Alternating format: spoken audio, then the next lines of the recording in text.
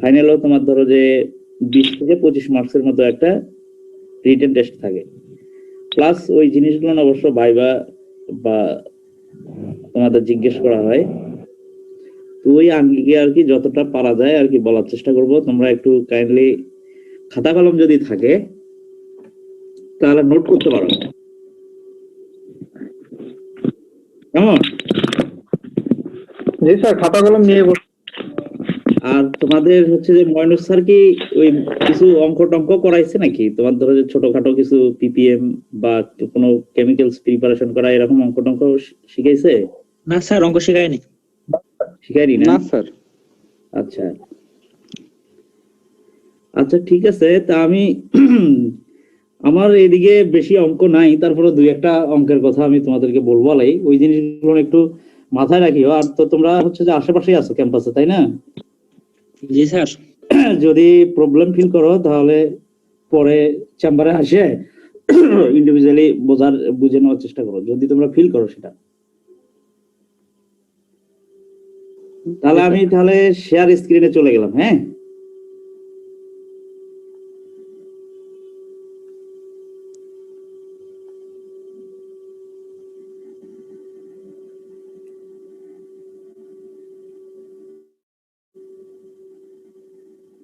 তো তোমাদের হচ্ছে যে আমাকে যে দুটো পড়াতে দিছে সেই দুটো হচ্ছে যে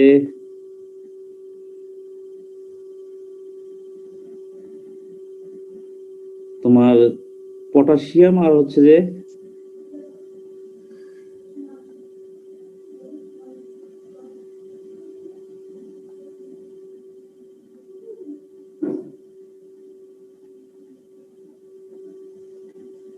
শোনা যাচ্ছে? তোমাদের কথা শোনা যাচ্ছে? জি স্যার, শোনা যায়। আচ্ছা, শোনা যায় স্যার। তোমাদের হচ্ছে যে সালফার এবং ফসফরাস তোমার হচ্ছে যে ময়নুর রহমান স্যারের পড়ানোর কথা, আর আমার হচ্ছে পটাশিয়াম আর নাইট্রোজেন এইটা পড়ানোর কথা। তো পটাশিয়াম নাইট্রোজেন তোমাদের হচ্ছে যে প্র্যাকটিক্যালি ল্যাবে জব করতে হবে না, তোমাদের থিওরিটিক্যাল যেগুলো কথাবার্তা সেগুলো বলবো, আর প্র্যাকটিক্যাল খাতা কিভাবে লিখবা সেটা সম্বন্ধে একটু বলবো। তো তোমার হচ্ছে যে আমি তাহলে ইতে চলে যাই। তোমরা কি এই টাইটেলটা দেখতে পাচ্ছ? জি স্যার। দেখা যাচ্ছে স্যার। তো এখানে হচ্ছে যে তোমাদের টাইটেলটা বলা হচ্ছে যে determination of available potassium in soil by ammonium acetate extraction method.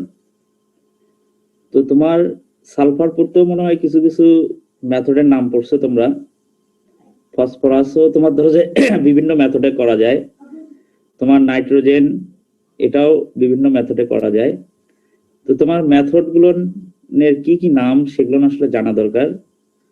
তো তোমার এখানে হচ্ছে যে আমরা যে মেথডে করব সেটার নাম হচ্ছে যে বলা হচ্ছে যে অ্যামোনিয়াম এসিটেট এক্সট্রাকশন মেথড।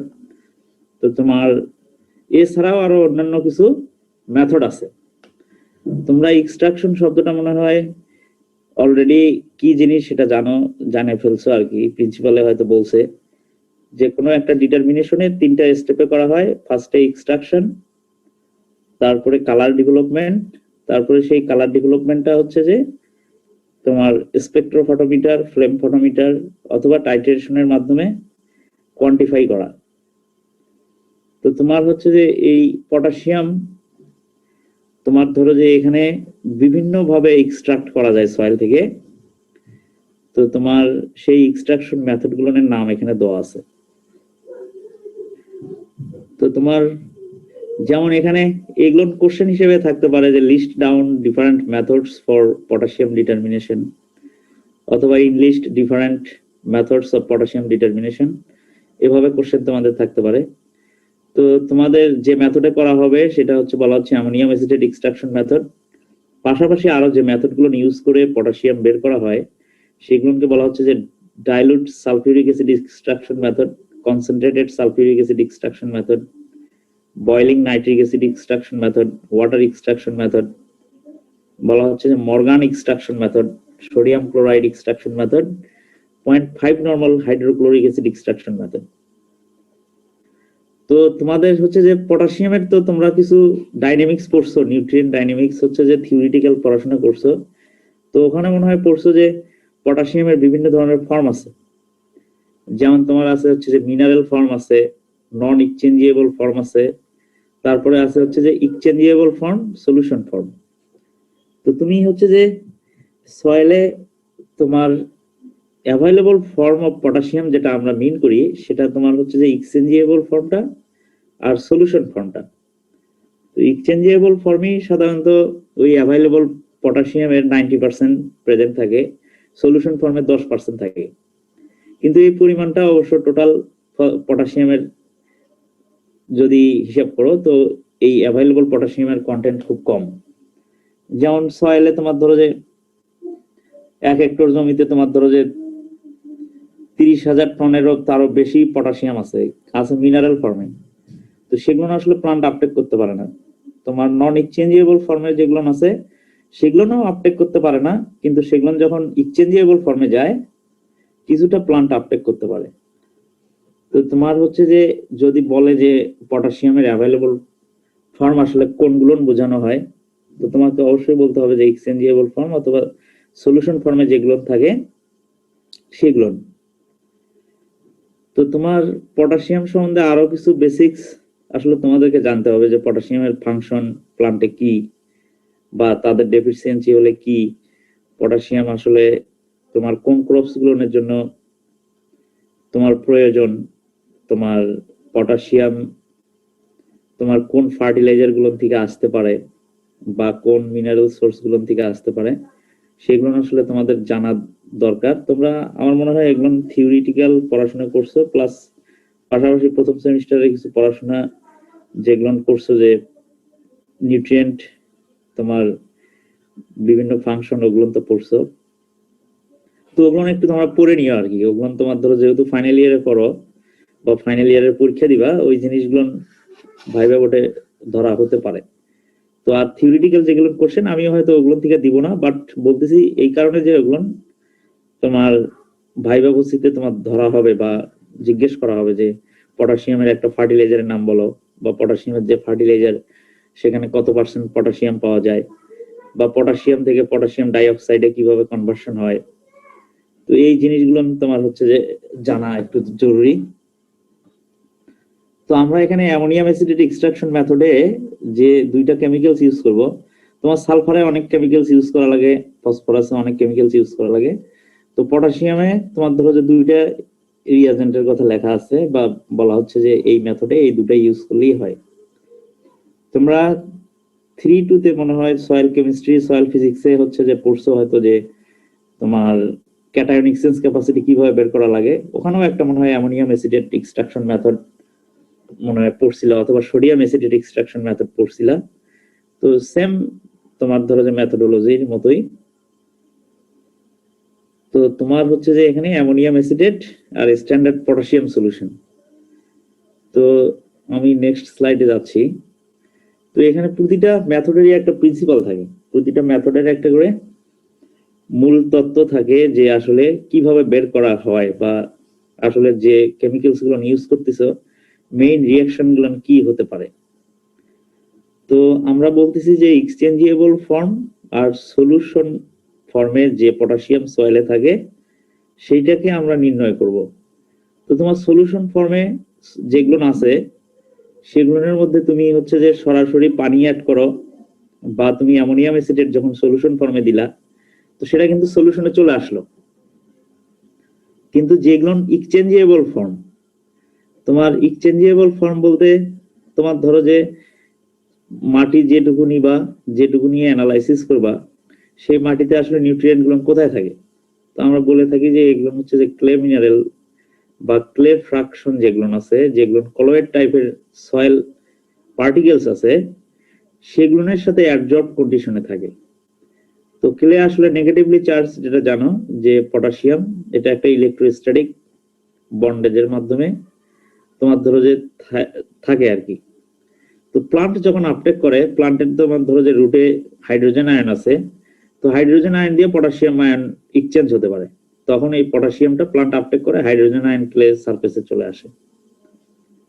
তো এখানকার মেথডোলজির প্রিন্সিপালটাও সেম, যে যেগুলো পটাশিয়াম ক্লে ফ্রাকশনের সাথে অ্যাডজর্ব কন্ডিশনে আছে, তুমি যদি সেখানে একটা এক্সট্রাকশন সলিউশন বা এক্সট্রাক্টেন্ট অ্যামোনিয়াম অ্যাসিটেট ইউজ করো, তো অ্যামোনিয়াম যে positive charge, single positive charge, সেটা পটাশিয়াম গুলোকে রিপ্লেস করবে, পটাশিয়াম গুলোকে সলিউশনে নিয়ে আসবে। আমাদের দুইটা ফর্মের পটাশিয়াম আছে, একটা হচ্ছে যে এক্সচেঞ্জেবল, একটা সলিউশন। সলিউশন ফর্মের মধ্যে তোমার পানিতে সলিউশন করো বা অ্যামোনিয়াম অ্যাসিডে যদি সলিউশনে চলে যায়, সে তো সলিউশনে থাকলোই, পাশাপাশি ক্লে ফ্রাকশনে যেগুলো পটাশিয়াম অ্যাডজর্ব বা এক্সচেঞ্জেবল কন্ডিশনে আছে, সেগুলো অ্যামোনিয়াম দ্বারা রিপ্লেস হবে। তো তোমার আলটিমেটলি যে জিনিসটা দাঁড়াবে যে ক্লে ফ্রাকশনে অ্যামোনিয়াম গুলো তোমার ধরো যে এক্সচেঞ্জ করলো, করার পরে যে পটাশিয়াম অ্যাসিডেট নামক সলিউশনে একটা কম্পাউন্ড তৈরি হইলো, যেটা আমরা দেখতে পাচ্ছি না। সেটার জন্য মেজারমেন্ট করতে হবে যে কিভাবে সেই মেজারমেন্টটা করব। তো এখানে একটু সিম্পলি লেখাই আছে সেই কথাগুলো, যে পটাশিয়াম রিপ্লেস বাই অ্যামোনিয়াম। এটা অবশ্যই কন্ডিশনটা নিউট্রাল, তোমার অ্যামোনিয়াম অ্যাসিডেট যে আমরা ইউজ করব সেটা আসলে pH 7 বা নিউট্রাল কন্ডিশনের অ্যামোনিয়াম অ্যাসিডেট তৈরি করতে হবে, বা কন্ডিশনটা যেন নিউট্রাল থাকে, তখনই এই এক্সচেঞ্জ কন্ডিশনটা ভালো হবে। তো তোমার বলা হচ্ছে যে তখন পটাশিয়াম অ্যাসিডেট সলিউশনে যাবে, তো পটাশিয়াম অ্যাসিডেটটা তখন হচ্ছে যে সেই সলিউশনে কি পরিমাণ পটাশিয়াম আছে সেটা তোমার কোয়ান্টিটেটিভলি ডিটারমিনেশন করা হবে তোমার ফ্লেম ফটোমিটারে। তো এটা প্রিন্সিপাল বলা হচ্ছে। তো তোমার এইটা পরীক্ষায় কোনো কোশ্চেন থাকবে না, এটা তোমাদেরকে বোঝানোর ক্ষেত্রে বললাম আমি। তো তোমার এখানে প্রসিডিউর যে ম্যাটারটা বলা হচ্ছে যে এটা সিম্পল প্রসিডিউর, পটাশিয়াম যে প্রসিডিউর সেটা সালফার অথবা ফসফরাসের চেয়ে খুবই সিম্পল। আর তোমার ধরো যে জিনিস বুঝবাও, তো বলা হচ্ছে যে 10 গ্রাম সয়েল নিতে হবে 50 মিলিলিটার সেন্ট্রিফিউজ টিউব। তো তোমার এখানে একটা টেস্ট টিউবের মতো দেখতেছো, তো সেটাকে সেন্ট্রিফিউজ টিউব বলতেছি আমরা। সেন্ট্রিফিউজ টিউব অবশ্যই হচ্ছে যে মাথাটা হচ্ছে যে চিকন থাকবে এবং তার দাগাঙ্কিত থাকবে। তো তোমার এই মাপটা অবশ্য বিভিন্ন মাপের থাকবে, সেটা হচ্ছে যে কি ধরনের সেন্ট্রিফিউজার ইউজ করবা তার মাপ সেটা নিবে কিনা সেই সেন্ট্রিফিউজ টিউবটা, সেটার উপর নির্ভরশীল। তো আমরা এখানে 50 মিলিলিটারের একটা সেন্ট্রিফিউজ টিউব নিব। তো বলা হচ্ছে যে add 25 milliliter of ammonium acetate solution and shake the tube for 10 minutes। বলা হচ্ছে যে আমরা ম্যানুয়ালি বা হ্যান্ড শেকিং করব। তোমার হচ্ছে যে অ্যামোনিয়াম অ্যাসিটেট যদি 25 মিলিলিটার দেওয়ার পরে তোমার হচ্ছে 10 মিনিট সেটা শেক করব। শেক করার পরে বলা হচ্ছে যে centrifuge the tube for 5 minutes. এই যে তোমার এখানে একটা ডিভাইসের আমি দেখাইছি, এটা ছোট্ট একটা ডিভাইস, যদিও তোমরা ল্যাবে মনে হয় তোমাদের থার্ড ইয়ারে দেখছো মনে হয়। তো এটাকে সেন্ট্রিফিউজ বলে। তো তোমার এই সেন্ট্রিফিউজ টিউব গুলো এখানে সেট করা যায়, এখানে যেরকম সেট করছে দেখতেই পারতেছো। তো তারপরে এটা মেশিন অন করলে এটা নির্দিষ্ট আরপিএম এ তোমার এটা ঘুরতে থাকে, এটা কেন্দ্রমুখী ঘুরতে থাকে। তো যখন এটা ঘুরবে তো তোমার ওই রিপ্লেসমেন্ট গুলো তখন হবে, যে পটাশিয়াম যেগুলো কেলেতে আছে সেগুলো অ্যামোনিয়াম দ্বারা রিপ্লেস হবে। রিপ্লেস হলে কি হবে, যে এটা তো আমরা একবারে সলিউশন ফর্ম পাবো না, আমরা তোমার যেহেতু মাটি সলিড আর ওয়াটার টাইপ ইউজ করতেছি, সেগুলো আমরা বলবো সয়েল সাসপেনশন তৈরি হবে আর কি। তো এই সয়েল সাসপেনশনটা বলা হচ্ছে যে তোমার সেন্ট্রিফিউজ করতে হবে 5 মিনিটস, এবং দেখতে হবে যে কতক্ষণে এই সুপারনেটেন্ট লিকুইড গুলো ক্লিয়ার হয়। মানে তোমার একটা হচ্ছে যে যখন মিক্সচার করা হলো তখন দেখবো যে ঘোলাটে হবে। তো এটা যেহেতু কেন্দ্রমুখী তোমার ঘুরবে, তাহলে তোমার ধরো যে যেগুলো সলিড পার্টিকেল সেগুলো নিচে নামবে, আর উপরের দিকে হচ্ছে যে স্বচ্ছ কিছু বা ক্লিয়ার সয়েল এক্সট্রাক্ট পাওয়া যাবে। তো এখানে বলা হচ্ছে যে decant the supernatant liquid into a 100 millilitre volumetric flask. তো এই ডিকান্ট শব্দটা একটু কালার করে দিছি, এটা তোমাদের বোঝা দরকার যে একটা প্রসেস আছে ডিকান্টেশন, এটাকে বলে কি ডিকান্টেশন বলে। তো তোমরা হচ্ছে যে কোনো বোতল যদি এমনি হ্যান্ড শেকিং করো, ঘুরাও, ঘুরানোর ফলে কি হয় যে নিচের দিকে যদি মাটি আর পানি দিয়েই যদি ঘুরাও, তাহলে মাটিগুলোর নিচের দিকে পড়বে আর উপরের দিকে কিছু ক্লিয়ার সাসপেনশন থাকবে। তো ডিকান্টেশন বলা হচ্ছে যে একটা সেপারেশন প্রসেস, যে তুমি নিচের মাটিগুলো বাদ দিয়ে জাস্ট খালি ফিল্ট্রেশন না, এমনি তোমার ধরো যে ঢালে অন্য একটা তোমার ধরো যে টেস্ট টিউবে নিলা বা ভলুমেট্রিক ফ্লাক্সে নিলা বা কনিফিক্যাল ফ্লাক্সে নিলা, জাস্ট কোনগুলো নিবা যে উপরের যে সয়েল সাসপেনশনটা থাকবে যেগুলোর মধ্যে মাটির পরিমাণ কম, কারণ মাটিটা নিচে পড়ে আছে বা বটমে চলে গেছে বোতলের অথবা তোমার সেন্ট্রিফিউজ টিউবের। তো সেই প্রসেসটাকে আমরা ডিকান্টেশন প্রসেস বলি। ডিকান্টেশন প্রসেস যে একটা separation process by which clear suspension are separated from soil suspension. তো তোমার এইটা তোমার করার পরে বলা হচ্ছে যে এটা 100 মিলিলিটারের ভলুমেট্রিক ফ্লাস্ককে নিব। তো তোমার বলা হচ্ছে যে make 3 additional extractions in the same manner. বলা হচ্ছে যে এরকম প্রসেসটা 3 বার করতে হবে। তোমার এখানে বলা হচ্ছে 10 গ্রাম নিছো 50 মিলি সেন্ট্রিফিউজ টিউবে, তার মধ্যে দিছো 25 মিলি অ্যামোনিয়াম অ্যাসিটেট। তো তুমি হচ্ছে যে এরকম সেন্ট্রিফিউজ করো, তারপর ডিকান্টেশন করো। ধরো ফার্স্ট টাইম যখন ডিকান্টেশন করলা তখন তোমার 25 মিলির মধ্যে হয়তো তোমার 20 মিলি সয়েল এক্সট্রাক্ট বা সয়েল সাসপেনশন তুমি ডিকান্ট করে অন্য একটা ভলুমেট্রিক ফ্লাক্সে নিলা। তো এরকম তোমার করার পরে আবার 25 মিলিলিটার যদি দেওয়ার মধ্যে অ্যামোনিয়াম অ্যাসিটেট এবং সেটাও যদি সেন্ট্রিফিউজ করে ডিকান্টেশন করো, করার পরে আবার 20 মিলি পাইলা। তো এইরকম যদি 3 বার করো তাহলে ম্যাক্সিমাম তুমি 60 মিলিলিটার পাবা। যে 60 মিলিলিটার সয়েল এক্সট্রাক্ট পাবা, যে যেই সয়েল এক্সট্রাক্টের মধ্যে পটাশিয়াম আছে, যেটা এক্সচেঞ্জ করছে অ্যামোনিয়াম দ্বারা, তোমার সেইটা হচ্ছে যে ভলুমেট্রিক ফ্লাক্সের মধ্যে তুমি নিয়ে আসলে হচ্ছে যে 60 মিলিলিটার বা তারও বেশি হবে, 65 হবে। বাদ বাকিটা সয়েলের সাথে কিছু থাকবে। তো তোমার বলা হচ্ছে যে এখানে dilute the combined extract two 100 millilitre with ammonium acetate. বলা হচ্ছে যে 100 মিলিলিটার করতে বাকিগুলো অ্যামোনিয়াম অ্যাসিটেট দ্বারা তোমার আপ টু দ্য ভলিউম 100 মিলি করতে হবে। সে তুমি 65 পাইছো, সাথে আরো 35 মিলিলিটার অ্যামোনিয়াম অ্যাসিটেট দিতে হবে, দিয়ে ভলিউমটা আমাদের করতে হবে কত, 100 মিলিলিটার। তোমার এগুলো করার কারণটা হচ্ছে যে তোমার ক্যালকুলেশনে যেন তুমি ওইভাবে হিসাব করতে পারো। তো যার কারণে 100 মিলি বা 50 মিলি, যেমন তুমি হয়তো সালফারের ক্ষেত্রে পড়ছো ওখানে 50 মিলিলিটার করতে হয়, তোমার ফসফরাসের ক্ষেত্রে হয়তো বলছো লাস্টলি 50 মিলিলিটার সয়েল এক্সট্রাক্ট নিয়ে কাজ করতে হয়, সেখান থেকে 10 মিলি নিয়ে মলিবডেনাম ব্লু কালার তৈরি করতে হয়। তো এখানে আমরা হচ্ছে যে কত মিলিলিটার করলাম, যে 100 মিলিলিটার সয়েল এক্সট্রাক্ট তৈরি করলাম। তো তারপরে বলা হচ্ছে যে mix the solution and determine potassium on a flame photometer. তো আমরা এখানে সালফার এবং ফসফরাস করছি স্পেকট্রোফটোমিটার, পটাশিয়ামের ক্ষেত্রে ফ্লেম ফটোমিটার ইউজ করব। এটার কারণ আছে, আমি পরে আসতেছি। তাহলে এটা আমাদের প্রসিডিউর পার্ট গেল। তোমরা কি শুনতে পাচ্ছ? জি স্যার। জি স্যার, শোনা যাচ্ছে। আচ্ছা, জি, স্যার। তোমার এটাও কোশ্চেন আকারে থাকতে পারে যে write the procedures of potassium determination by ammonium acetate extraction method. তো সেক্ষেত্রে তোমাকে কিন্তু এই 7টা পয়েন্ট তোমাকে হচ্ছে যে লিখতে হবে। তো তোমার এই প্রসেসগুলো যদি হাতে কলমে করতে হয় তখন তাহলে মুখস্থ করা লাগতো না। তো যেহেতু হাতে কলমে করার তোমার ধরো যে সম্ভব না, তো সেক্ষেত্রে তোমাদের মুখস্থই করতে হবে। তোমার ওই স্টেপ বাই স্টেপ যদি জিনিসগুলো একবার পড়ো, আমার মনে হয় মনে থাকবে। এগুলো কিন্তু কঠিন জিনিস না। তো দেন আমি নেক্সট স্লাইডে চলে যাচ্ছি। তো তুমি এখন হচ্ছে যে কি ডাটা পাবা, তুমি হচ্ছে যে কি ডাটা পাবা, কি ক্যালকুলেশন করবা, আমি একটু সেই দিকে যাচ্ছি। তো তোমার বলা হচ্ছে যে তোমার এই ডিটারমিনেশন গুলোর ক্ষেত্রে আমরা একটা স্ট্যান্ডার্ড কার্ভ বানান লাগে। কি বানান লাগে শুনছো তোমরা? জি জি স্যার, স্যার। স্ট্যান্ডার্ড জি স্যার। হ্যাঁ।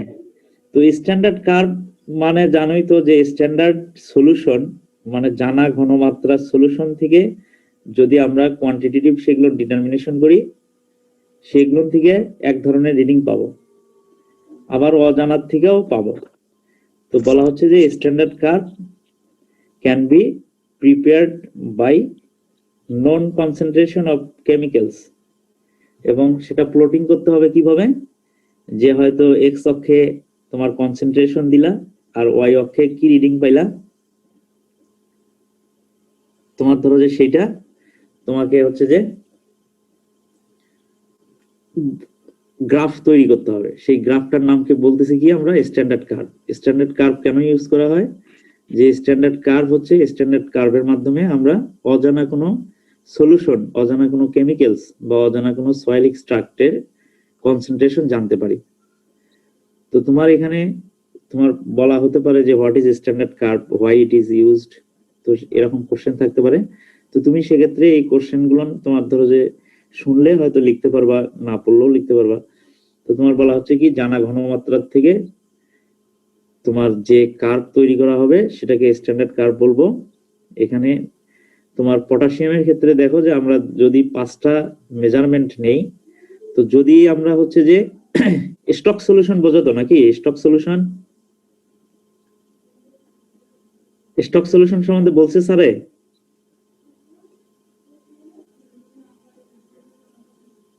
শুনতে পাচ্ছ? জি স্যার। আচ্ছা, তোমার স্টক সলিউশন হচ্ছে যে স্যার যেই সলিউশনটা হচ্ছে যে কোনো একটা তোমার ধরো যে সালফারের ক্ষেত্রে করছো, যে তোমার কি করছো যে কপার সালফেট অথবা ফ্রাস সালফেট অথবা পটাশিয়াম সালফেট থেকে একটা স্টক সলিউশন করছো 100 ppm এর।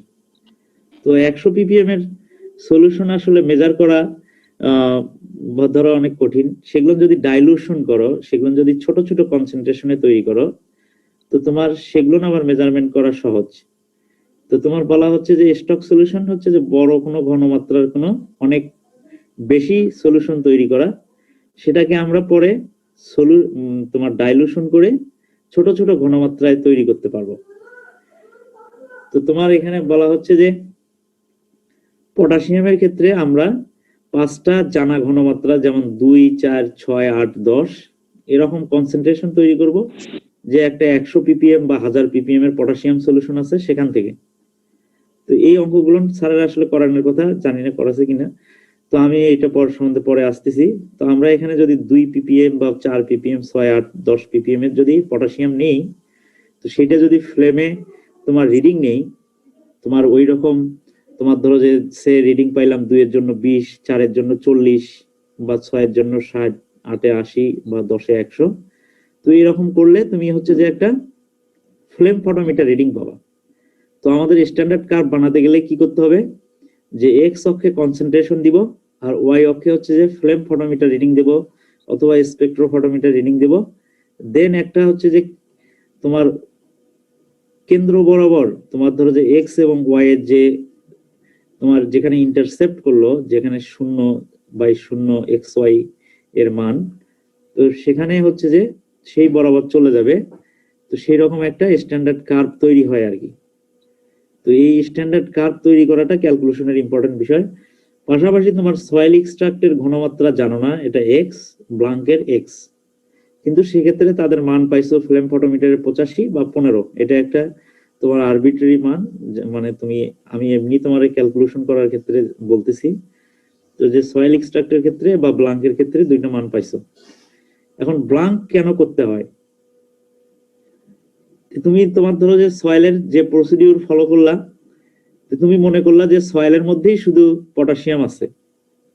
তো এখন তুমি তো জানো না যে কেমিক্যালস গুলো ইউজ করতেছো অথবা যে পানি ইউজ করতেছো সেগুলোর মধ্যেও পটাশিয়াম থাকতে পারে, তাই না? থাকতে পারে না? তো তোমার সেই পটাশিয়ামটাও বের করতে হবে।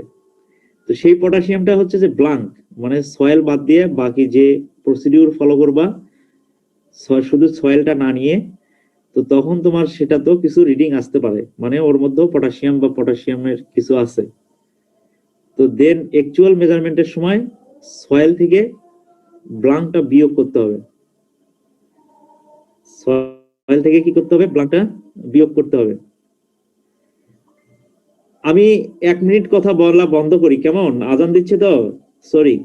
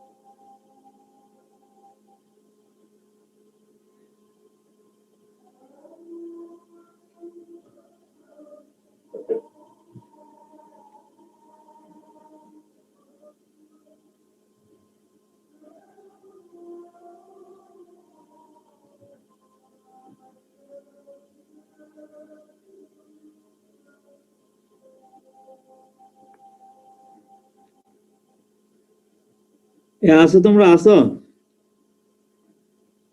জি স্যার। আচ্ছা আচ্ছা, শোনো, এখানে বলা হচ্ছে যে নোন কনসেন্ট্রেশনের কিছু পটাশিয়াম নিছি আমরা, সেটার ফ্লেম ফটোমিটার রিডিং পাচ্ছি এইরকম। আমরা সয়েল এক্সট্রাক্টের মান জানি না, সেটা বের করব, সেটার একটা ফ্লেম ফটোমিটার রিডিং পাইছি। পাশাপাশি আমাদের ব্লাঙ্ক যে নিব, ব্লাঙ্কটা করা হয় তোমার একুরেট করার জন্য। কারণ হচ্ছে যে আদার দেন সয়েল, যে কেমিক্যালস বা যে পানি ইউজ করলা, সেটার মধ্যেও সেই ডিটারমাইন্ড বা যেটা স্টাডি করতেছো সেটা থাকতে পারে, যার কারণে ব্লাঙ্কটা করতে হয়।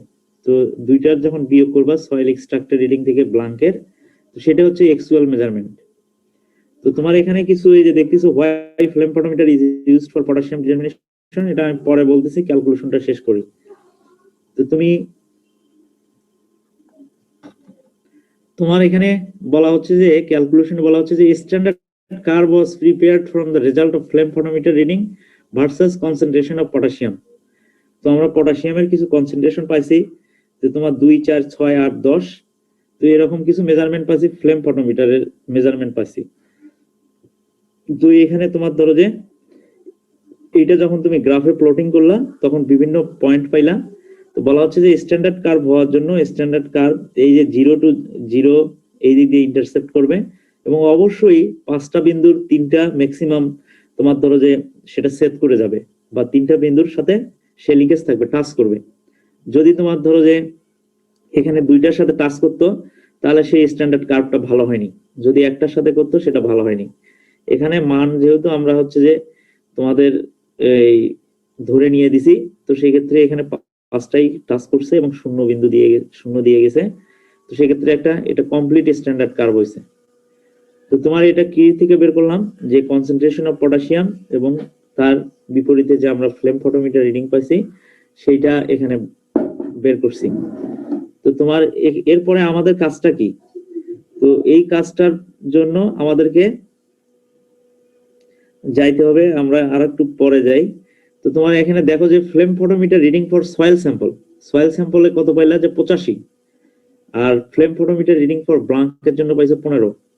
তো তোমার corrected flame photometer reading for soil sample will be তোমার 70। এটা তোমাকে বললাম যে এটা সাবস্ট্রাক্ট করতে হবে একুরেসির জন্য। তো 70 পাইলা। তো তোমার হচ্ছে যে এখন এই 70 যদি তুমি এইরকম একটা স্ট্যান্ডার্ড কার্ভে তোমার দাও, যে বলা হচ্ছে যে কি এখানে 70 হচ্ছে যে ফ্লেম ফটোমিটার রিডিং পাইছি, সেটা যখন আমরা দেব সেখান থেকে তো আমি একটা পাবো, তোমার ধরো যে কনসেন্ট্রেশন পাবো। তো সেই কনসেন্ট্রেশনটা এগুলো না আসলে তোমার ইন্ডিভিজুয়াল মেজারমেন্টের ক্ষেত্রে ঠিক আছে, যখন তুমি হাজার হাজার স্যাম্পল অ্যানালাইসিস করতে যাবা পটাশিয়াম মেজারমেন্টের জন্য, তখন আর কি এরকম গ্রাফিং করে বের করা সো ডিফিকাল্ট। তো তখন তোমাকে এখানে এই যে তোমার এখান থেকে হচ্ছে যে তোমার লাইনটা ট্রেন লাইন তৈরি হলো, ট্রেন লাইনের ইকুয়েশন তৈরি করতে হয়, এবং ইকুয়েশন থেকে তুমি কম্পিউটারে এক্সেলের শিটে বসে অসংখ্য হাজার হাজার তোমার ক্যালকুলেশন করতে পারবা। কিন্তু এগুলো আমরা যেহেতু তোমাদের সিঙ্গেল মেজারমেন্টের জন্য বা সিঙ্গেল স্টুডেন্টের সিঙ্গেল মেজারমেন্ট, তো সেক্ষেত্রে এরকম করা যায়। তো বলতেছি যে আমরা সয়েলের এক্সট্রাক্ট থেকে কারেক্টেড ফ্লেম ফটোমিটার রিডিং পাইছি 70। তো আমি এখানে কিন্তু তোমার ধরো যে 70 যদি দেই, এবং এই কার তোমার ট্রেড লাইনের তোমার সমান্তরালে যদি একটা হচ্ছে যে রেখাটা নিই, তাহলে তোমার সেই রেখাটা তোমার ধরো যে এখানে টাচ করলো, এবং তার যদি তোমার হচ্ছে যে কনসেন্ট্রেশন বরাবর সমান্তরাল তোমার করে তোমার ফ্লেম ফটোমিটারের রিডিং বরাবর সমান্তরাল করে যদি নিচের দিকে আরেকটা রেখা টানি, তো সেটা কোন বিন্দুতে টাচ করে সেই টাচ বিন্দুটাই হচ্ছে যে আমাদের পটাশিয়ামের কনসেন্ট্রেশন ফর সয়েলে কি পরিমাণ পটাশিয়াম আছে সেটা মেজার করবে। তো আমি আরেকবার দেখাচ্ছি যে তোমার 70 পাইছো তুমি হচ্ছে যে সয়েলের এক্সট্রাক্টের ক্ষেত্রে ফ্লেম ফটোমিটার রিডিং, সেটা এস্টাবলিশ করছো, করে দেখছো যে এইটা তোমার কনসেন্ট্রেশন পটাশিয়াম কনসেন্ট্রেশনের 7-এ চলে আসছে, যে এটা আমরা 7 ppm পাইলাম। তো দেন হচ্ছে যে পরবর্তী যে ক্যালকুলেশনটা বলা হচ্ছে যে by plotting the flame photometer reading of soil extract on the standard curve the concentration of the phosphorus it will be mistake. এটা তোমার ধরো পটাশিয়াম হবে, এটা আমার হচ্ছে যে রাইটিং এরর হয়েছে, এটা ফসফরাস না potassium, was found to be 7 ppm। তো যেটা তোমরা বুঝলাই যে 7 ppm কিভাবে পাইলাম, তো তোমার হচ্ছে যে 7 ppm আমরা বের করলাম। এটা বের করলাম কত থেকে, যে আমরা কিন্তু কি বলছি যে আমরা হচ্ছে যে তোমার হচ্ছে যে 10 গ্রাম সয়েল নিয়েছিলাম, 10 গ্রাম সয়েলের মধ্যে 25 মিলি অ্যামোনিয়াম অ্যাসিটেট দিয়েছিলাম। সেইটা আবার হচ্ছে যে সেন্ট্রিফিউজ করার পরে সেখান থেকে আমরা 3 বার সেন্ট্রিফিউজ প্রসেসটা করার পরে তোমরা ওখান থেকে আমরা টোটাল ভলিউম করছিলাম হচ্ছে 50, তো না 50 না 100 করছিলাম। তো এখানে ডাইলিউশন ফ্যাক্টর একটা টার্ম আসে আর কি। তো তোমার হচ্ছে যে 10 গ্রাম সয়েল এর মধ্যে যে পটাশিয়ামটা আছে সেটা 100 মিলিলিটার তোমার ধরো যে সলিউশন ফর্মে নিয়ে আসছো। তো তোমার হচ্ছে যে তাহলে কি হলো যে এটা 10 টাইমস তোমার হচ্ছে ডাইলুট করছো। তো যেহেতু 10 টাইমস ডাইলুট করছো তাহলে সেটা অ্যাকচুয়াল মেজারমেন্ট দিল না, যার কারণে আমাকে ডাইলিউশন ফ্যাক্টর দিয়ে গুণ দিতে হবে। তো তোমার এখানে বলা হচ্ছে যে as 10 gram soil was diluted to 100 milli extracting solution, therefore the dilution factor will be 10। তো তোমার হচ্ছে যে যখন তুমি মেজারমেন্টে যাবা, পটাশিয়াম যখন ক্যালকুলেশন করবা সেটাকে ডাইলিউশন ফ্যাক্টর দিয়ে গুণন করতে হবে। আমরা স্ট্যান্ডার্ড কার্ভে বসে মান পাইছি 7, এবং সেটা যদি 10 দ্বারা গুণন দেই তাহলে আমরা মান পাবো 70 ppm। আমরা 10 গ্রাম সয়েলে 70 ppm পটাশিয়াম পাইছি, অ্যাভেলেবল পটাশিয়াম পাইছি। তো আসলে পটাশিয়াম বা সোডিয়াম বলো বা যেগুলো হচ্ছে যে বেসিক মেটাল আছে সেগুলো আসলে ক্যালকুলেট করে না ppm দ্বারা। ppm এর তোমার ধরো যে জানো যে ppm এর ইউনিট গুলো আমি পরে আসতেছি, যে এইটা হচ্ছে যে মিলি ইকুইভ্যালেন্ট পার 100 গ্রাম সয়েল এইভাবে প্রকাশ করা হয়।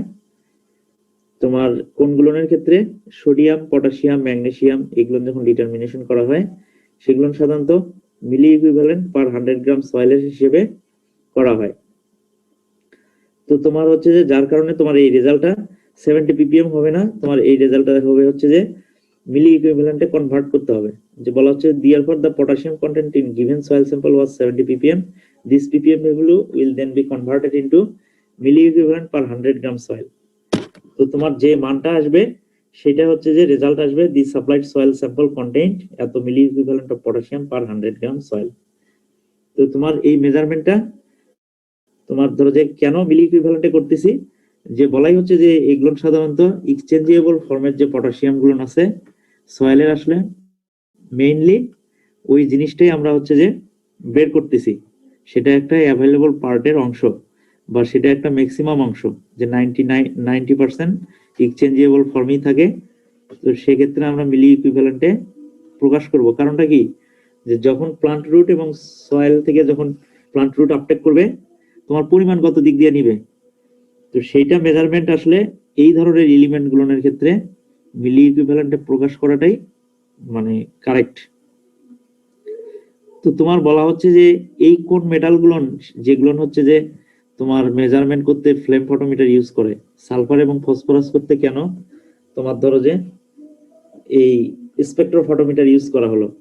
তো এখানকার ম্যাটারটা হচ্ছে যে এই পটাশিয়াম বলো, তোমার সোডিয়াম বলো বা ক্যালসিয়াম বলো, ম্যাগনেসিয়াম, লিথিয়াম বলো, এই এলিমেন্ট গুলোর হচ্ছে যে এক্সাইটেশন এনার্জি হচ্ছে যে খুব কম, তাদের এক্সাইটেশন এনার্জি খুব কম, যার কারণে তাদেরকে তোমার হচ্ছে যে এক্সাইট করতে গেলে তোমার অনেক বেশি টেম্পারেচারের প্রয়োজন, অনেক বেশি টেম্পারেচার দরকার। বা তোমরা আগে অনেক 9-10 এর বইয়ে বা তার আগের বইও পড়তে পারো যে কিছু কিছু শিখার তোমার কালার দেখে মেটাল তোমার ধরো যে চেনা যায় বা আইডেন্টিফাই করা যায়।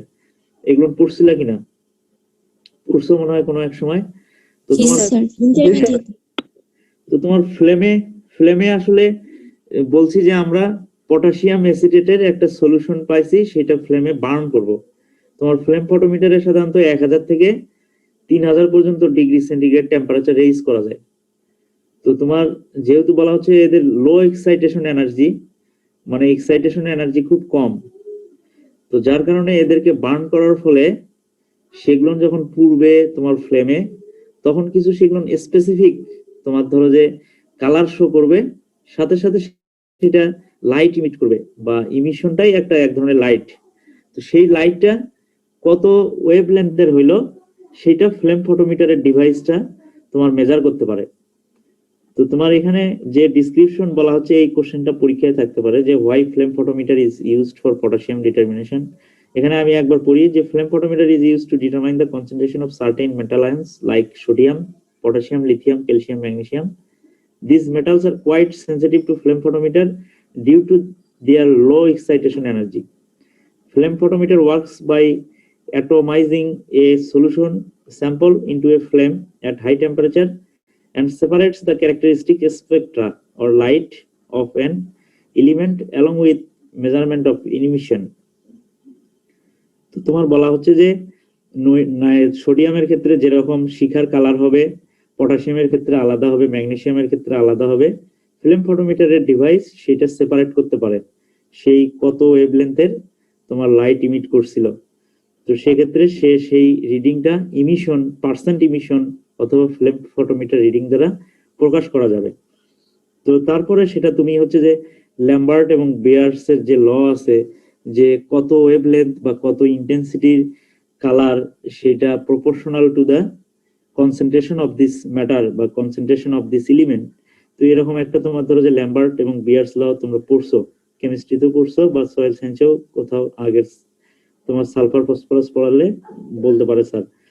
তো যার কারণে হচ্ছে যে ফ্লেম ফটোমিটার এখানে পটাশিয়ামের ক্ষেত্রে ইউজ করা যাচ্ছে। তো তোমার কোশ্চেন যদি থাকে যে হোয়াই ফ্লেম ফটোমিটার, তো তোমাকে এই লাইনগুলো লিখলেই হবে। মেইন কথা হচ্ছে যে কি, যে কিছু মেটাল তোমার লো এক্সাইটেশন এনার্জি, তাদেরকে এক্সাইট বা তাদের কাছ থেকে যদি লাইট ইমিশন করা লাগে, তো সেক্ষেত্রে হাই টেম্পারেচারের প্রয়োজন। তো হাই টেম্পারেচারটা ফ্লেমের মাধ্যমে করা হয়। তখন কি হবে, যে পটাশিয়ামটা অ্যাটমাইজ হবে। অ্যাটমাইজ হলে মানে বার্ন হওয়ার পরে অ্যাটমাইজ হবে। অ্যাটমাইজ হলে সেটা থেকে লাইট ইমিট করবে, যেটা ইমিশন আকারে তোমার হচ্ছে যে মেজারমেন্ট পাওয়া যাবে, এবং সেটা ক্যারেক্টারিস্টিক্স ইমিশন, ক্যারেক্টারিস্টিক্স কালার বা ক্যারেক্টারিস্টিক্স ওয়েভলেন্থের কোনো লাইট ইমিট করবে সে। তো সেইটা ফ্লেম ফটোমিটারের ডিভাইস ডিটেক্ট করে, এবং যার কারণে এই ধরনের মেটাল বা পটাশিয়াম মেটাল এটা ডিটারমাইন করতে ফ্লেম ফটোমিটার ইউজ করা হয়। তো আমি এখান থেকে চলে গেলাম। তো তোমার ক্যালকুলেশনটা তো এখানে বুঝলা না? তোমার এই ক্যালকুলেশন এখানে যা আছে তোমাদের যে প্র্যাকটিক্যাল শিট লেখার জন্য দেবো এইরকমই থাকবে। তোমাদের এখানে আমি ব্লাঙ্ক রাখছি যে এইটা ক্যালকুলেশন তোমাদেরকে করতে হবে। তো তোমরা, আমি পরের স্লাইডে যাই। তোমার পরের স্লাইডে যাই। তোমার এখানে তোমাকে বলা হচ্ছিল যে পটাশিয়ামের একটা স্টক সলিউশন তৈরি করতে হবে, যেটা 100 ppm বা 1000 ppm সেটা স্টক সলিউশন হতে পারে। সেই স্টক সলিউশন থেকে 2, 4, 6, 8, 10 এরকম ছোট ppm এর তোমার পটাশিয়াম সলিউশন আমরা তৈরি করব। তো পটাশিয়াম বেসড যেগুলো কেমিক্যাল আছে, যেমন পটাশিয়াম ক্লোরাইড যেটা MOP, তোমার সেখান থেকে পটাশিয়ামের সলিউশন বের করা যায়। তো এখানে একটা ক্যালকুলেশন তোমাকে দেখাচ্ছি, যে এখানে যেমন লিখছি যে how will you prepare 500 millilitre of 1000 ppm potassium stock solution using potassium chloride. Potassium chloride থেকে তুমি কিভাবে 1000 ppm এর 500 মিলির কোন পটাশিয়ামের সলিউশন তৈরি করবা, সেটা কিভাবে বের করা যায়। তো তোমরা ppm মনে হয় জানো। ppm আসলে যে পার্টস পার মিলিয়ন না, যেটা আমরা 1 ppm বলতেছি, সেটা ppm টা দুই ভাবে ভাগ করা যায়। তোমার ওয়েট বাই ওয়েট অথবা ওয়েট বাই লিকুইড। তোমার ওয়েট বাই ওয়েট মানে হচ্ছে যে মিলিগ্রাম পার কেজি, আর যদি তুমি হচ্ছে যে ওয়েট বাই ভলিউমে যাও তাহলে মিলিগ্রাম পার লিটার। তো আমরা যেহেতু এখানে সলিউশন তৈরি করতেছি, আমরা কনসিডার করব হচ্ছে যে মিলিগ্রাম পার লিটারে কনসিডার করব। তো এখানে যেমন আমি 1 ppm সমান কি লিখছি, যে 1 মিলিগ্রাম পার লিটার, অথবা এটা কি লেখা যায় তো, যে 1 গ্রাম পার তোমার কত হবে, 1 গ্রাম পার কি হবে বলো তো দেখি? মিলিলিটার হবে স্যার। 1 গ্রাম পার মিলিলিটার হবে 10 to the power 6 millilitre sir. হ্যাঁ, 10 to the power 6 মিলিলিটার। অথবা সেগুলোর যদি ফ্র্যাকশন কম বেশি করো, যদি মিলিগ্রামে নিয়ে যাও, গ্রামে নিয়ে যাও, মাইক্রোগ্রামে নিয়ে যাও, সেক্ষেত্রে নিচেরটার হচ্ছে যে কম বেশি হবে, লিটার অথবা কেজি যেটাই থাক সেইটার হচ্ছে যে ডিফারেন্স হবে। তাই হবে কিনা? তো তোমার আমরা হচ্ছে যে সাধারণত বড়গুলোর থাকলে সুবিধা, যেমন তোমার milligram per litre 1 milligram per litre সমান 1 ppm যেমন হয়, সেরকম 1 গ্রাম বাই 10⁶ মিলিলিটারও হয়, অথবা 1 আর কি বলা যায় বলো, আর কি বলা যেতে পারে বলো দেখি। তোমরা অঙ্ক করছো কিনা সেটা বলো আগে।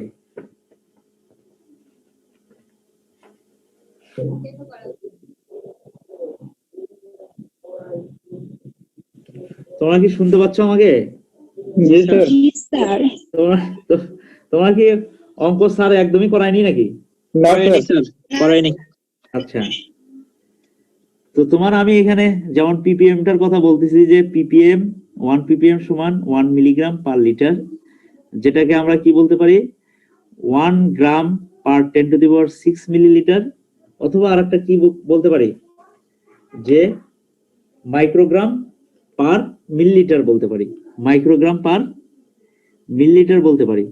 তো আমরা বড় ইউনিট গুলো থাকাই ভালো হবে। তো আমরা হচ্ছে যে এখানে কি বললাম যে 1 ppm 1 মিলিগ্রাম পার লিটার। তো আমাদেরকে বানাতে হবে কত, যে 1000 ppm। তুমি যদি 1000 ppm এ যাও তাহলে 1000 ppm সমান কি লেখা যায়, যে 1000 মিলিগ্রাম পার লিটার, অথবা যেটাকে 1 গ্রাম পার লিটার বলে। আমরা এই অংশটা কনসিডার করতেছি না, আমরা মিলিগ্রাম পর্যন্তই থাকি। তো তারপরে আমাদেরকে তাহলে তোমার কি করতে হবে, যে 1 লিটারে তোমার 1000 মিলিগ্রাম যদি কোনো একটা কেমিক্যালস যদি দ্রবীভূত অবস্থায় থাকে সেটা 1000 ppm হবে, সেটা 1000 ppm এর পটাশিয়াম হবে। তো সেই কেমিক্যালসটার নামও দেওয়া আছে যে পটাশিয়াম ক্লোরাইড। তো এখানে তোমার হচ্ছে যে পটাশিয়াম ক্লোরাইড তোমার, তাহলে এটা আমরা তোমার মাছ জানতে হবে যে এটার মলিকুলার ওয়েট কি রকম। তো molecular weight of potassium chloride কত আছে, যে 39 পয়েন্ট পটাশিয়ামের ক্ষেত্রে, ক্লোরিনের ক্ষেত্রে হচ্ছে যে 35.45। তো এগুলোর সাথে যদি 2 1 বা যেমন সালফিউরিক অ্যাসিড সেক্ষেত্রে এরকম হবে না, 2 দিয়ে গুণন দিতে হয়, বা এটা তোমরা মলিকুলার ওয়েট কিভাবে বের করে এটা জানো। তো পটাশিয়াম ক্লোরাইডের মলিকুলার ওয়েট বলা হচ্ছে যে 74.54। কত বলা হচ্ছে, এটা আইদার তুমি গ্রামের কথাও বলতে পারো অথবা মিলিগ্রামের কথাও বলতে পারো। তা আমরা যেহেতু হিসাবটা মিলিগ্রামের কথা চিন্তা করতেছি, তো আমরা মিলিগ্রামের কথাই লিখি এখানে। তো দেন আমরা বলতে চাই যে 39.09 মিলিগ্রাম পটাশিয়াম প্রেজেন্ট ইন কত, যে 74.54 মিলিগ্রাম পটাশিয়াম ক্লোরাইড। এটা কিন্তু আমরা লিখতে পারি যে পটাশিয়াম ক্লোরাইডের মধ্যে তোমার যে এত গ্রাম পটাশিয়াম ক্লোরাইডের মধ্যে 39.09 গ্রাম পটাশিয়াম থাকে। এটা তো নর্মাল সেন্সেই বোঝা যায়। তো তোমার হচ্ছে যে সেম ভাবে জিনিসটা উল্টে লিখছি যে 39.09 milligram potassium present in 74.54 milligram potassium chloride. তো তুমি 1 মিলিগ্রামের কথা যদি চিন্তা করো, তো তুমি 1 মিলিগ্রামের কথা চিন্তা করলে 1 মিলিগ্রাম প্রেজেন্ট ইন, তো জাস্ট আর কি এটা ঐকিক নিয়মের ক্যালকুলেশন যে 39.09 দ্বারা ভাগ করতে হবে। তো আমাদের আসলে 1000 ppm বানানোর জন্য কি লাগছিল, যে হচ্ছে যে 1000 মিলিগ্রাম লাগতো। তো আমরা 1000 মিলিগ্রাম এখানে নিচ্ছি। এটা যদি 100 ppm হতো তাহলে এখানে 100 মিলিগ্রাম পার লিটার করা লাগতো, বা 50 ppm হলে 50 মিলিগ্রাম পার লিটার করা লাগতো।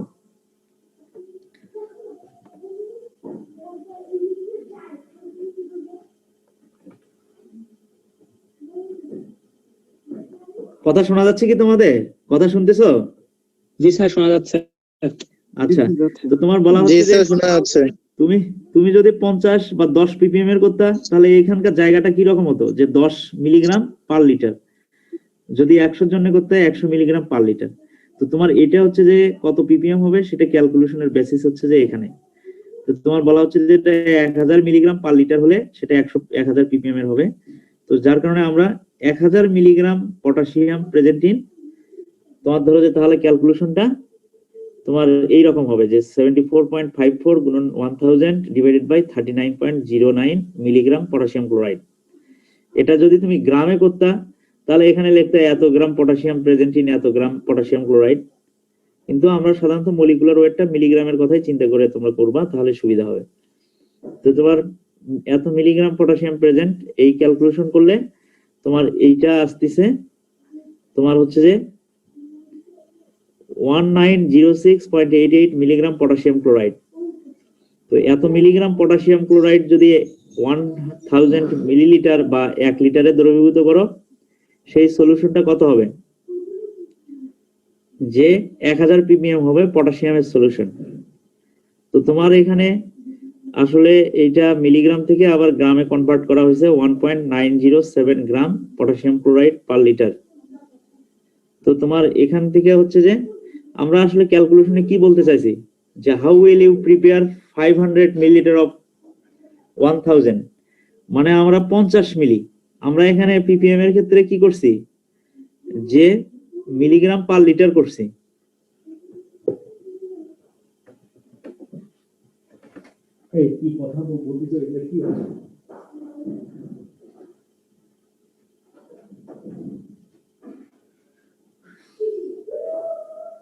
সরি, তোমরা কি বুঝতে পারতেছো অঙ্কটা?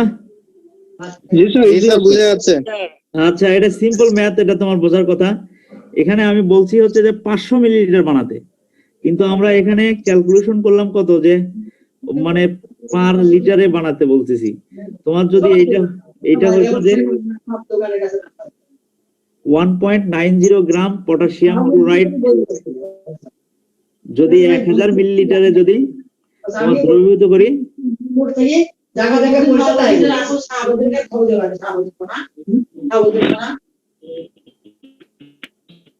তো তোমার সেইটা হচ্ছে যে 1000 ppm এর হবে, কিন্তু আমাদের করতে হবে 500 মিলিলিটার।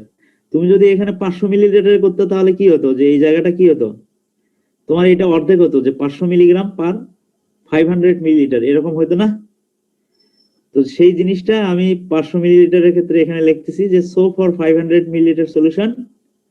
তো এই ক্যালকুলেশনের যে মানটা পাইছি সেটাকে 2 দ্বারা ভাগ দিছি।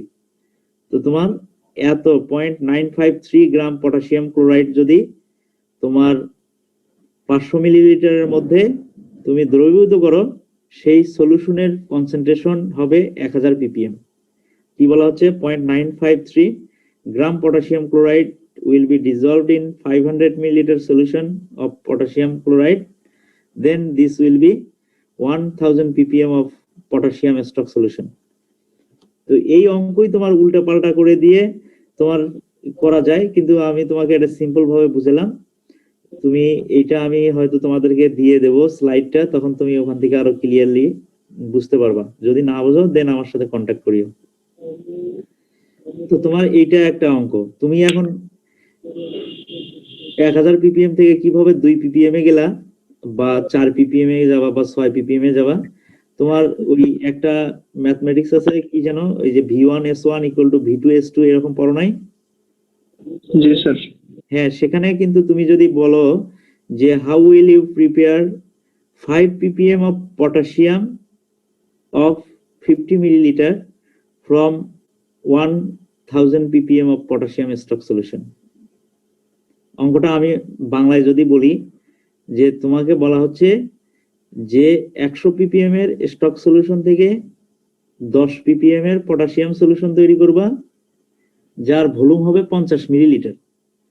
তো তুমি এরকম অঙ্কগুলো সিম্পলি v1s1 দ্বারা, v1s1 = v2s2, তোমার v1 সে ধরো যে 50 মিলি বের করতে বলছি, s1 হচ্ছে যে বলে দিছি যে 10 ppm করতে হবে, ইকুয়াল দিয়ে যে 100 ppm এর স্টক সলিউশন আছে, তো এটা কতটুকু নিতে হবে। তো তোমার হচ্ছে যে এই v2টা তোমার ধরো যে ইন্ট্রোগেটিভ, আর হচ্ছে যে তোমার s2 তো 100 ppm আছে। দেন ক্যালকুলেশন করে দেখলা যে স্টক সলিউশন থেকে তোমার 2 মিলি বা 1 মিলি নিয়ে তার সাথে 49 মিলিলিটার যদি ওয়াটার মিশাও, তাহলে সেটা 50 মিলি হলো, এবং এটার কনসেন্ট্রেশন তখন কত হলো, যে পটাশিয়ামের 10 ppm এর পটাশিয়াম হলো। তো তুমি ওই সিম্পল ক্যালকুলেশন মনে হয় আমাকে বোঝানোর দরকার নেই, তুমি এটা বোঝো। তো আমি নেক্সট যেটা তোমাদের দুই একটা কনভার্সন থাকে, যেমন তোমার এই ক্যালকুলেশনের যে পার্টটা, সেটা তো ক্যালকুলেশন কনভার্সন ছিল, যে how will you convert 70 ppm potassium into milli equivalent of potassium per 100 gram soil. তো এরকম কনভার্সন গুলো আমি কিন্তু বাই লাইনে হচ্ছে যে লেখছি, তোমরা সাধারণত এই দিক দিয়ে লাইন গুলো দিবা। যে প্রথমে 70 ppm ইকুয়াল টু আমরা কি মিন করি, যে আমরা যেহেতু এখানে ppm থেকে কনভার্সনে যাচ্ছি, যে ওয়েট বাই ওয়েট, মিলি ইকুইভ্যালেন্টও ওয়েট, আর হচ্ছে যে 100 গ্রাম এটাও ওয়েট বেসিস। তো আমরা যার কারণে পিপিএমটা হচ্ছে যে এই ফর্মে কনভার্সন করছি যে 70 পিপিএম সমান আমরা লিখতে পারি 70 মিলিগ্রাম পার কেজি। এটা লিখতে পারি কিনা বলো? জি স্যার। হ্যাঁ, এখন যদি তোমার এই মিলিগ্রাম ফর্মটা নিয়ে আসো, এই মিলিগ্রাম ফর্মটা নিয়ে আসলে মিলি ইকুইভ্যালেন্টে পরিণত করতে খুবই সুবিধা হয়। যেমন তোমার মিলিগ্রামকে সেটার যদি সেই কম্পাউন্ডের সেই এলিমেন্টের অ্যাটমিক মাস দ্বারা ডিভাইডেড করো, তাহলে সেটাই মিলি ইকুইভ্যালেন্টে তোমার ধরো যে পরিণত হবে। তো তোমার এখানে বলা হচ্ছে যে মিলি ইকুইভ্যালেন্ট অফ পটাশিয়াম পার 100 গ্রাম। তো আমার উপরেরটা হচ্ছে যে মিলিগ্রাম বেসিস বললামই, কেন করলাম, যেটা মিলি ইকুইভ্যালেন্টের জন্য সুবিধা। আর কেজিটা তোমাকে করতে হবে কি 100 গ্রামে নিয়ে আসতে হবে। তো এখন তুমি দেখো যে 70 মিলিগ্রামই লিখছি, আবার এখানে লিখলাম হচ্ছে যে কত, যে 1000 গ্রাম একটা ছোট ইউনিটে প্রকাশ করলাম। তো এটা কিন্তু সিমিলার। তো সমান সমান দিয়ে আবার লিখছি কি 7 মিলিগ্রাম ডিভাইডেড বাই 100 গ্রাম। এটা তো বোঝোই যে শূন্য শূন্য যদি কাটা দাও, তো তাহলে উপরে 7 মিলিগ্রাম থাকতেছে, নিচে 100 গ্রাম থাকতেছে। বিষয়টা হচ্ছে যে আমাদেরকে এই ফর্মে নিয়ে আসতে হবে যে মিলিগ্রাম পার 100 গ্রাম। আর মিলিগ্রামে যখন নিয়ে আসবো, সেই এলিমেন্টের অ্যাটমিক মাস দ্বারা ভাগ করলেই আমি মিলি ইকুইভ্যালেন্টে যেতে পারবো। তো তোমার হচ্ছে যে আমরা এখানে 70 ppm পটাশিয়ামকে তোমার 7 মিলিগ্রাম পার 100 গ্রাম পটাশিয়ামে এই পর্যন্ত নিয়ে আসি। এখন যদি এটার অ্যাটমিক মাস যে 39.09 দ্বারা ভাগ দাও, তাহলে সেটাই তুমি মিলি ইকুইভ্যালেন্ট পাবা। তো আমরা বের করতেছি পটাশিয়াম। আমরা এখানে চাইতে পারি যে যে 70 ppm of sodium into milli equivalent of sodium per 100 gram soil. তখন কিন্তু 39.09 দ্বারা ভাগ করলে হবে না, সোডিয়ামের ক্ষেত্রে যেটা অ্যাটমিক মাস সেটা দ্বারা ভাগ করতে হবে। তো তোমার এখানে 7 মিলিগ্রামকে 39.09 দ্বারা ভাগ করছি, মিলি ইকুইভ্যালেন্ট পটাশিয়াম পার 100 গ্রাম, তো তোমার নিচের পার্ট আছে সমান সমান, তো তোমার ভাগ করে কত মান বার হলো, এত মিলি ইকুইভ্যালেন্ট পার 100 গ্রাম সয়েল। তোমরা আমার মনে হয় এটা সিম্পলি বুঝতে পারবা। তো পাশাপাশি এই কনভার্সন গুলো পিপিএম থেকে কিভাবে পার্সেন্ট সলিউশনে যাওয়া যায়, অথবা পার্সেন্ট সলিউশন থেকে কিভাবে পিপিএম এ যাওয়া যায়, এগুলো থাকবে। তো তোমার স্যার যদি কোনো অঙ্ক না করে থাকে, তাহলে তোমরা মনে করো যে এরকম দুই একটা অঙ্ক তোমাদের ওই তোমার থিওরিটিক্যাল যে পার্ট গুলো আছে সেগুলো থাকবে। তো সেক্ষেত্রে এইরকম সিমিলার থাকতে পারে, সিমিলারই থাকার সম্ভাবনা বেশি, যেহেতু স্যার সিমিলারই দিয়েন স্যার, হ্যাঁ সিমিলারই দিয়েন স্যার, আর পেছানোর দরকার নেই। আবার বলো স্যার সিমিলার ম্যাথ গুলাই দিয়েন স্যার, মানে পেছাটা দিয়েন না। সিমিলার ম্যাথ তোমার ধরো যে এখানে হয়তো দিলাম যে 100 ppm পটাশিয়ামকে মিলি ইকুইভ্যালেন্ট পার 100 গ্রাম সয়েল করো। জি স্যার এমনই আর কি। হ্যাঁ, আর তোমার উপরে যেটা বললাম এটা এই সিমিলার ফর্মই থাকবে। ওকে, আমি তাহলে নেক্সটে চলে যাচ্ছি তোমার পটাশিয়াম সম্বন্ধে। আর যেগুলো তোমার পটাশিয়ামের যেগুলো ধরে স্যারেরা বললাম তো যে পটাশিয়ামের ফার্টিলাইজার কি কি হতে পারে, তোমার পটাশিয়াম কেন ইউজ করা হয়, পটাশিয়ামের ফাংশন কি। পটাশিয়াম জানো যে পটাশিয়াম হচ্ছে যে রুটস ক্রপ যেগুলো আছে, যেগুলো তোমার ধরো যে টিউবার ক্রপস আছে, রেডিশ, তারপরে পটেটো, তো তোমার আবার সুগার ক্যান বা টোবাকোর ক্ষেত্রে কোয়ালিটির তোমার করে। কারণ এগুলো হচ্ছে যে পটাশিয়ামের বিভিন্ন ফাংশনের মধ্যে আছে এগুলো, যে তুমি এগুলো একটু আগের বই পুস্তক বা নোট দেখে পড়ে নিও, কেমন। আমি তাহলে এখান থেকে পরের স্লাইডে চলে যাচ্ছি। তো তোমার এখানে হচ্ছে যে পটাশিয়াম ওই পর্যন্তই, আমি তোমাদেরকে লেখার শীট দেব, শীট দিয়ে লিখবা। তো এখানে বলা হচ্ছে যে determination of total nitrogen in soil by micro Kjeldahl method. তো এইটা হয়তো নামটা হয়তো একটু লাগতেছে, তো আমি বলতেছি এই নামটা। তো তোমার নাইট্রোজেনেরও অনেক বেসিক্স জিনিস পড়তে হবে, আমি সেগুলো কিছু চার্ট আকারে দিছি, সেগুলো তোমরা অ্যাটলিস্ট ডেফিনেশন এবং তাদের ইগুলো পড়বা, মানে ডিটেইলস না পড়লেও জানো, স্যারেরা জিজ্ঞেস করলে বা কোশ্চেনে যদি দেওয়া থাকে যে ডিফাইন এমিনাইজেশন, ডিফাইন নাইট্রিফিকেশন অথবা ডিফাইন ডিনাইট্রিফিকেশন, এই জিনিসগুলো পাবা।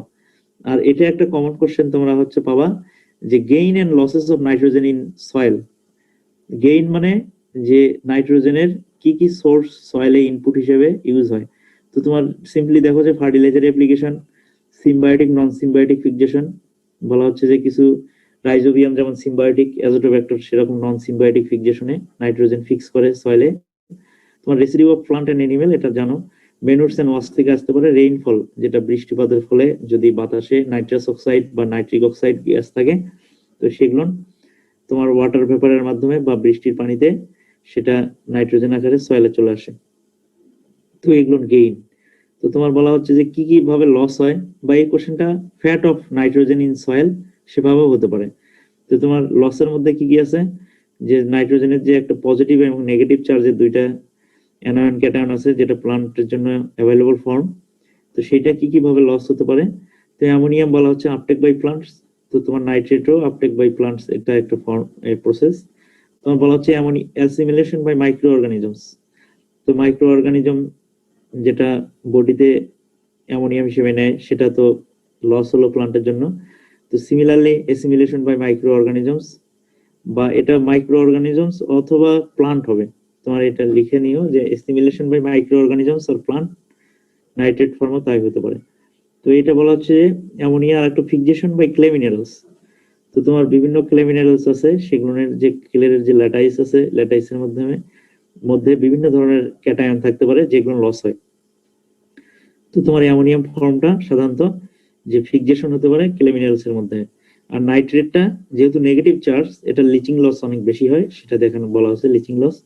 ভোলাটিলাইজেশন, তো অ্যামোনিয়াম ফর্মের যে লসটা বেশি হয় সেটা ভোলাটিলাইজেশন। ইউরিয়া ফার্টিলাইজার দিলে পানির সাথে মিশে অ্যামোনিয়া বা অ্যামোনিয়াম যে এই ফর্মের গ্যাস আকারে চলে যায়, সেটা ভোলাটিলাইজেশন। আর ডিনাইট্রিফিকেশন, এটা জানো যে কিছু নাইট্রিফাইং ব্যাকটেরিয়ার মাধ্যমে নাইট্রেটটা লাস্টলি নাইট্রোজেন গ্যাস আকারে অ্যাটমসফিয়ারে আসতে পারে।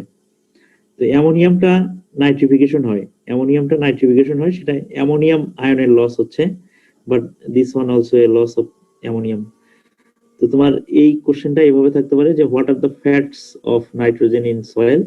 তো তোমার হচ্ছে যে সেক্ষেত্রে গেইন এবং লস দুটোই লিখতে হতে পারে, অথবা চাও হতে পারে যে how nitrate and ammonium will be lost from soil. তো সেক্ষেত্রে তোমার এরকম পয়েন্ট আকারে নাইট্রেটের ক্ষেত্রে লিখতে হবে, অ্যামোনিয়ামের ক্ষেত্রে লিখতে হবে। তো এটা তোমার জানো এগুলো। তো আমরা যে মেথডে এখানে নির্ণয় করব নাইট্রোজেনটা, এখানে অনেকগুলো মেথড আছে, যেমন পটাশিয়ামের ক্ষেত্রে অনেকগুলো মেথডের কথা বললাম। তো প্রচলিত যেগুলো মেথড আছে এখানে নাইট্রোজেনের, বলা হচ্ছে জেলডাল মেথড, এটা একটা বলা হচ্ছে ডুমাস মেথড, একটা বলা হচ্ছে নেসলার মেথড। তোমরা ডুমাস বা নেসলার এগুলো সম্ভবত ইন্টারমিডিয়েটের তোমার ইনঅর্গানিক কেমিস্ট্রিতে পড়ার কথা, তোমার জেলডালও পড়ার কথা। তো এখানে জেলডালটার সম্বন্ধে তোমার বলা হবে সয়েলের নাইট্রোজেন বের করার ক্ষেত্রে। তো তোমার বলা হচ্ছে যে জেলডালের বিভিন্ন ভাগ আছে, যে macro Kjeldahl, micro Kjeldahl, ultra micro. Macro Kjeldahl বলা হচ্ছে যে অনেক বেশি অ্যাপারেটাস, অনেক বেশি কেমিক্যালস এর দরকার, বা একসাথে অনেকগুলো স্যাম্পল অ্যানালাইজ করা যায়। মাইক্রোর ক্ষেত্রে এটা জানো ম্যাক্রোর বিপরীত, যে এটা অল্প কিছু সংখ্যক করা যাবে। আলট্রা মাইক্রো, যে একটা দুইটা স্যাম্পলের ক্ষেত্রে আলট্রা মাইক্রো জেলডাল ইউজ করা হয়। আর তোমার এটা হচ্ছে যে ওয়েট অক্সিডেশন। তো ওয়েট অক্সিডেশন সম্বন্ধে বলার কিছু নেই, যে এটা সলিউশন ফর্মে তোমার নাইট্রোজেনের যে আমরা বের করব সেগুলোকে অক্সিডাইজ করা হবে। তো এখানে বলা হচ্ছে যে ডুমাস মেথড, ড্রাই অক্সিডেশন, তোমার এই অক্সিডেশন প্রসেসটা ইন প্রেজেন্স অফ এয়ারে হবে, মানে ওয়াটারের কোনো সংশ্লিষ্টতা থাকবে না, তারপরে যে অ্যামোনিয়া গ্যাসটা উৎপন্ন হবে সেটা মেজার করা হয়। নেসলার মেথডও কিছু টাইট্রিশনাল ব্যাপার স্যাপার আছে। তো তোমার নামগুলো পড়বা, যে জেলডাল, ডুমাস আর নেসলার। তোমার এই নামগুলো হয়তো সালফার ফসফরাসের ক্ষেত্রেও পড়ছো। তোমার হয়তো কোশ্চেন হলো যে write down two methods each of sulphur, phosphorus, nitrogen and potassium determination. মানে বলা হচ্ছে যে sulphur, phosphorus, potassium, nitrogen determination করার দুটো করে মেথড লেখো। তো তোমাকে হয়তো তখন দুটো করে মেথড লিখতে হবে, অথবা স্পেসিফিক কোশ্চেন থাকতে পারে যে what are the methods used for potassium determination or sulphur determination or phosphorus determination, এরকম থাকতে পারে। তো তোমার যে বেসিক জিনিসগুলো সম্বন্ধে আমি তোমাদেরকে বলবো না, সেগুলো তোমরা পড়ে নিবা, যে ইমিউনাইজেশন কি, অ্যামোনিফিকেশন কি, nitrification, denitrification, volatilisation, nitrifying bacteria, denitrifying ব্যাকটেরিয়ার examples, functions and deficiency symptoms of nitrogen based fertilizers and their composition, কোন ফার্টিলাইজারে কত পার্সেন্ট নাইট্রোজেন আছে, এগুলো অন্তত তোমরা হচ্ছে যে গ্রাজুয়েট হওয়া এই জিনিসগুলো সম্বন্ধে ক্লিয়ার তোমাদের ধারণা হয়েছে কিনা বা তোমাদের সেগুলো ফার্মার্সকে বলতে পারবে কিনা, যার কারণে এগুলো আসলে তোমাদেরকে জিজ্ঞেস করা হয় ভাইবা বোর্ডে। তো তোমরা কাইন্ডলি এই জিনিসগুলো একটু কালেকশন করে পড়বা বা তোমাদের কাছে থাকলে পড়বা, অথবা তুমি তোমার ধরো যে তোমাদের কাছেও আছে অনেক শীট, সেগুলো পড়বা। আমি আর এই সম্বন্ধে বলতেছি না, আমি নেক্সটে চলে যাই। তো আমরা বলতেছি যে এখানে জেলডাল মেথড বলা হচ্ছে, নামটা কি রকম যেন একটু তোমার ধরো যে কেমন জানি লাগে নাকি? হ্যাঁ, শোনা যাচ্ছে তোমাদের? বিদগুটে। হ্যাঁ, বিদগুটে।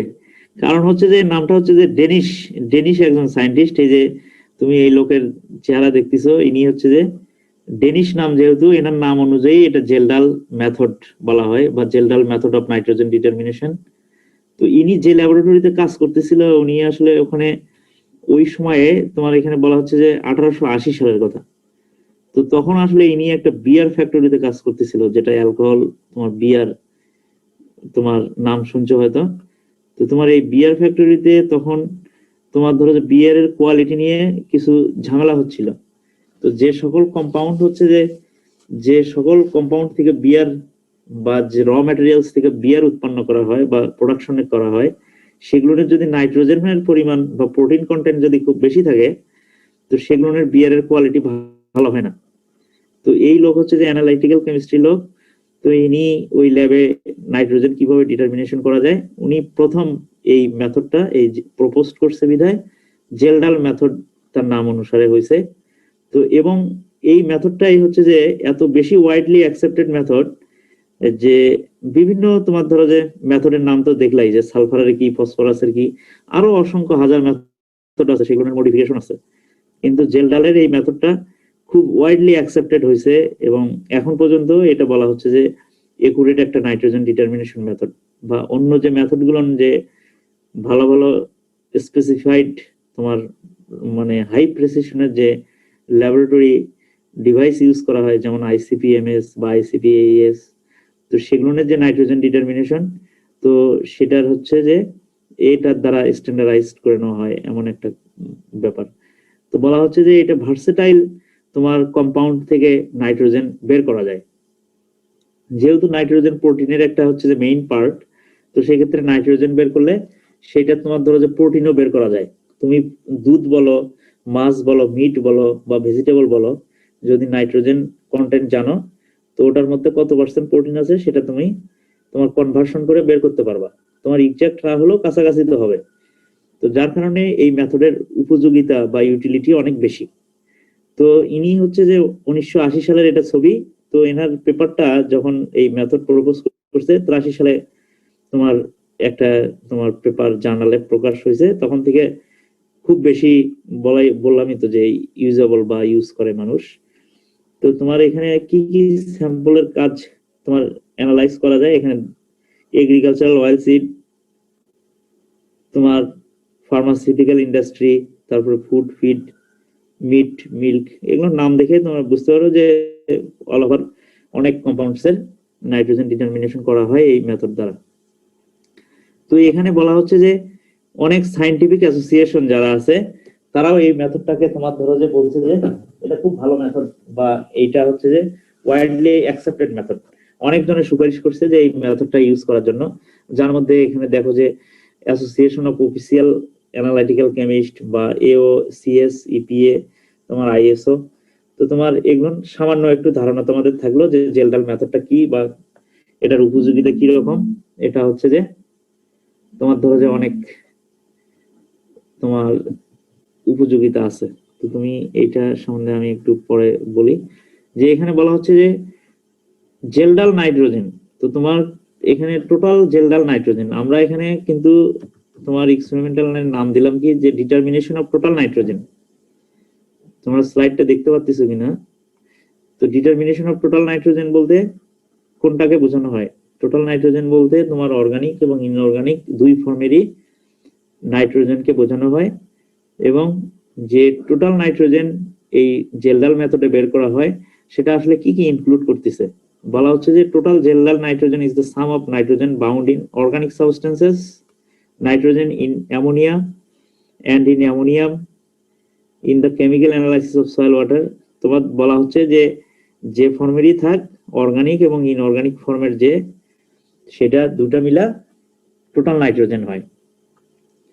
তো এটা বলা হচ্ছে যে 1880 সালে যে যখন প্রথম বের করছে সেটা পুরলি sensitive in the original version. তো বলা হচ্ছে যে জেলদাল মেথডটা তোমার প্রথম যে একুরেসি বা প্রথমের দিকে যে ডিসকভারির সময় যে অ্যানালাইসিস করে যে নাইট্রোজেন বের হতো ইয়া চাচু ফোন দিছে। সেটা তোমার হচ্ছে যে সেন্সিটিভিটি খুবই কম, মানে এটা হচ্ছে যে একুরেট রেজাল্ট দিত না। তোমার একুরেট রেজাল্ট যেগুলো দেয় সেগুলোর মধ্যে বলা হচ্ছে, কিন্তু বলা হচ্ছে যে এখন 100 বছর পরে এসে অনেক মডিফিকেশন হয়েছে। প্রথম অবস্থায় যেরকম জেলডাল অ্যাপারেটাস ব্যবহার করতো, কেমিক্যালস ইউজ করতো, সেগুলোর কিছু মডিফাই করছে, মেথডের টাইমিং মডিফাই করছে, বা মেথডের কোনো একটা ক্যাটালিস্ট মডিফাই করছে, বা কোনো কেমিক্যালস ইউজ করা হয় সেটার পরিবর্তে অন্য একটা কেমিক্যালস ইউজ করা হচ্ছে বর্তমানে। তো এখন অনেক বেশি হাইলি প্রিসাইজড, বা তার তোমার মেশিনের যে একুরেসি অনেক বেশি, বা এই মেথডের একুরেসি অনেক বেশি, সেই কথাগুলো নিয়ে বলা হচ্ছে। আর একটা কথা বলা হচ্ছে যে জেলডাল মেথড কোন কোন কম্পাউন্ডের ক্ষেত্রে তোমার ইউজেবল না।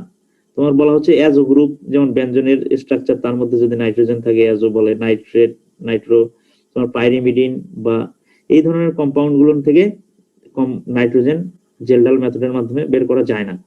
কারণ এখানে কি যে আমরা তোমার ওই প্রিন্সিপালে যখন যাব তখন বলবো যে এখানে তোমার হচ্ছে যে ফার্স্ট যে স্টেপটা, যে তোমার অর্গানিক ফর্ম ইনঅর্গানিক ফর্ম যে ফর্মেই নাইট্রোজেন থাক সেটাকে ফার্স্ট কনভার্সন করা যায় হচ্ছে যে সালফেট, অ্যামোনিয়াম সালফেট হিসেবে তোমার কনভার্সন করা হয়। কিন্তু এই কম্পাউন্ড গুলো থেকে নাইট্রোজেন কখনোই তোমার ধরো যে সেগুলো বের করা যায় না, বা সেই কনভার্সনে যায় না এই কম্পাউন্ড গুলো, যার কারণে এই মেথডের লিমিটেশন আছে কিছু। তো আমি তোমাদের মেথডের দিকে চলে গেলাম। তো তোমার বলা হচ্ছে যে জেলডাল মেথড তোমার ধরো যে 3টা স্টেপ, এর প্রিন্সিপালে বলা হচ্ছে যে 3টা স্টেপ বলা হচ্ছে, বা 3টা এর হচ্ছে যে মেইন প্রসেস ফলো করা হয়, ফলো করে তোমার নাইট্রোজেন ডিটারমিনেশন করা হয়। এটা একটা কমপ্লেক্স প্রসেস। তোমার যদি সালফার 2 ঘন্টা লাগে নাইট্রোজেন বের করতে, তোমার 3 ঘন্টা লাগবে বা তারও বেশি লাগবে। তো তোমার বলা হচ্ছে যে এখানে ডাইজেশন একটা স্টেপ, নেক্সট স্টেপ আছে ডিস্টিলেশন, তারপরে আছে হচ্ছে যে টাইট্রেশন। তো তোমার ডাইজেশন যেটা স্টেপ, তো তোমার ডাইজেশন স্টেপে বলা হচ্ছে যে তোমার কি কি ইউজ করা হয় এবং কি ফরমেশন হয় সেইটার কিছু হচ্ছে যে মেকানিজম আছে। আমি প্রথমে প্রিন্সিপালটা দিচ্ছি, তারপরে তোমাদের হচ্ছে যে প্রসিডিউরটা একটু দেখলে তাহলে তুমি বুঝতে পারবা যে এই প্রিন্সিপাল আর প্রসিডিউরের সাথে কতটুকু মিল। তো তোমার ডাইজেশন শব্দটা অক্সিডেশন বলতে পারো, ডাইজেশন শব্দটা ব্রেকডাউন বলতে পারো, ডাইজেশন শব্দটা ডিকম্পোজিশন বলতে পারো। তো বলা হচ্ছে যে digestion is accomplished by boiling a homogeneous sample in concentrated sulphuric acid. বলা হচ্ছে যে হোমোজেনিয়াস স্যাম্পল বলতে তুমি যে মাটি ওই যে সিভিং করছো, সিভিং করে তোমার 2 মিলিমিটার সাইজে নিয়ে এসছো, তারপরে তুমি হচ্ছে যে ফার্স্ট সেমিস্টারে যে বইমের মধ্যে রাখছো, যে একটা প্লাস্টিক কন্টেইনারে রাখছো, তো সেই স্যাম্পল গুলো হোমোজেনিয়াস স্যাম্পল, যে একটা নির্দিষ্ট সাইজে চলে আসছে। তো তোমার বলা হচ্ছে digestion is accomplished by boiling a homogeneous sample in concentrated sulphuric acid and digestion accelerator. তোমার অক্সিডেশন এক্সিলারেটর বলো বা ডাইজেশন এক্সিলারেটর বলো। তো এখানে বলা হচ্ছে ডাইজেশন এক্সিলারেটরটা কি নাম, বলা হচ্ছে পটাশিয়াম সালফেট ক্যাটালিস্ট মিক্সচার। বলা হচ্ছে কি potassium sulphate catalyst mixture at a temperature of 360 to 410 degree centigrade. তো বলা হচ্ছে যে ডাইজেশন প্রসেসটা কত ডিগ্রিতে হবে, যে 360 থেকে 410 ডিগ্রি সেন্টিগ্রেডের মধ্যে। এখানে অক্সিডেশন করবে কে, যে সালফিউরিক অ্যাসিড। কাকে করবে, যে সয়েলের যে নাইট্রোজেন আছে বা সয়েলের মধ্যে যে অর্গানিক নাইট্রোজেন আছে তাকে ডাইজেশন করবে অথবা অক্সিডেশন করবে। আর এই ডাইজেশন প্রসেসটাতে তোমার পটাশিয়াম সালফেট একটা ক্যাটালিস্ট মিক্সচার ইউজ করা হবে। তো তোমার পটাশিয়াম সালফেট ক্যাটালিস্ট মিক্সচার তোমার ধরো যে কি ফাংশন করে কি করে না সেটা আমি বলবো তোমাকে। আর হচ্ছে যে 360 to 410 ডিগ্রি সেন্টিগ্রেড টেম্পারেচারের প্রয়োজন হয়। তো তোমার ডাইজেশনের আসলে মূল মেকানিজম হচ্ছে যে নাইট্রোজেনের ফর্মটাকে সয়েলের মধ্যে থাক, তোমার দুধের মধ্যে থাক, পানির মধ্যে থাক, সেটাকে আমরা কনভার্সন করে তোমার সালফিউরিক অ্যাসিড, এটা একটা স্ট্রং অ্যাসিড, এবং কিছু ক্যাটালিস্ট মিক্সচার এবং এই ধরনের রিঅ্যাকশন টেম্পারেচারের মাধ্যমে আমরা রিডিউসড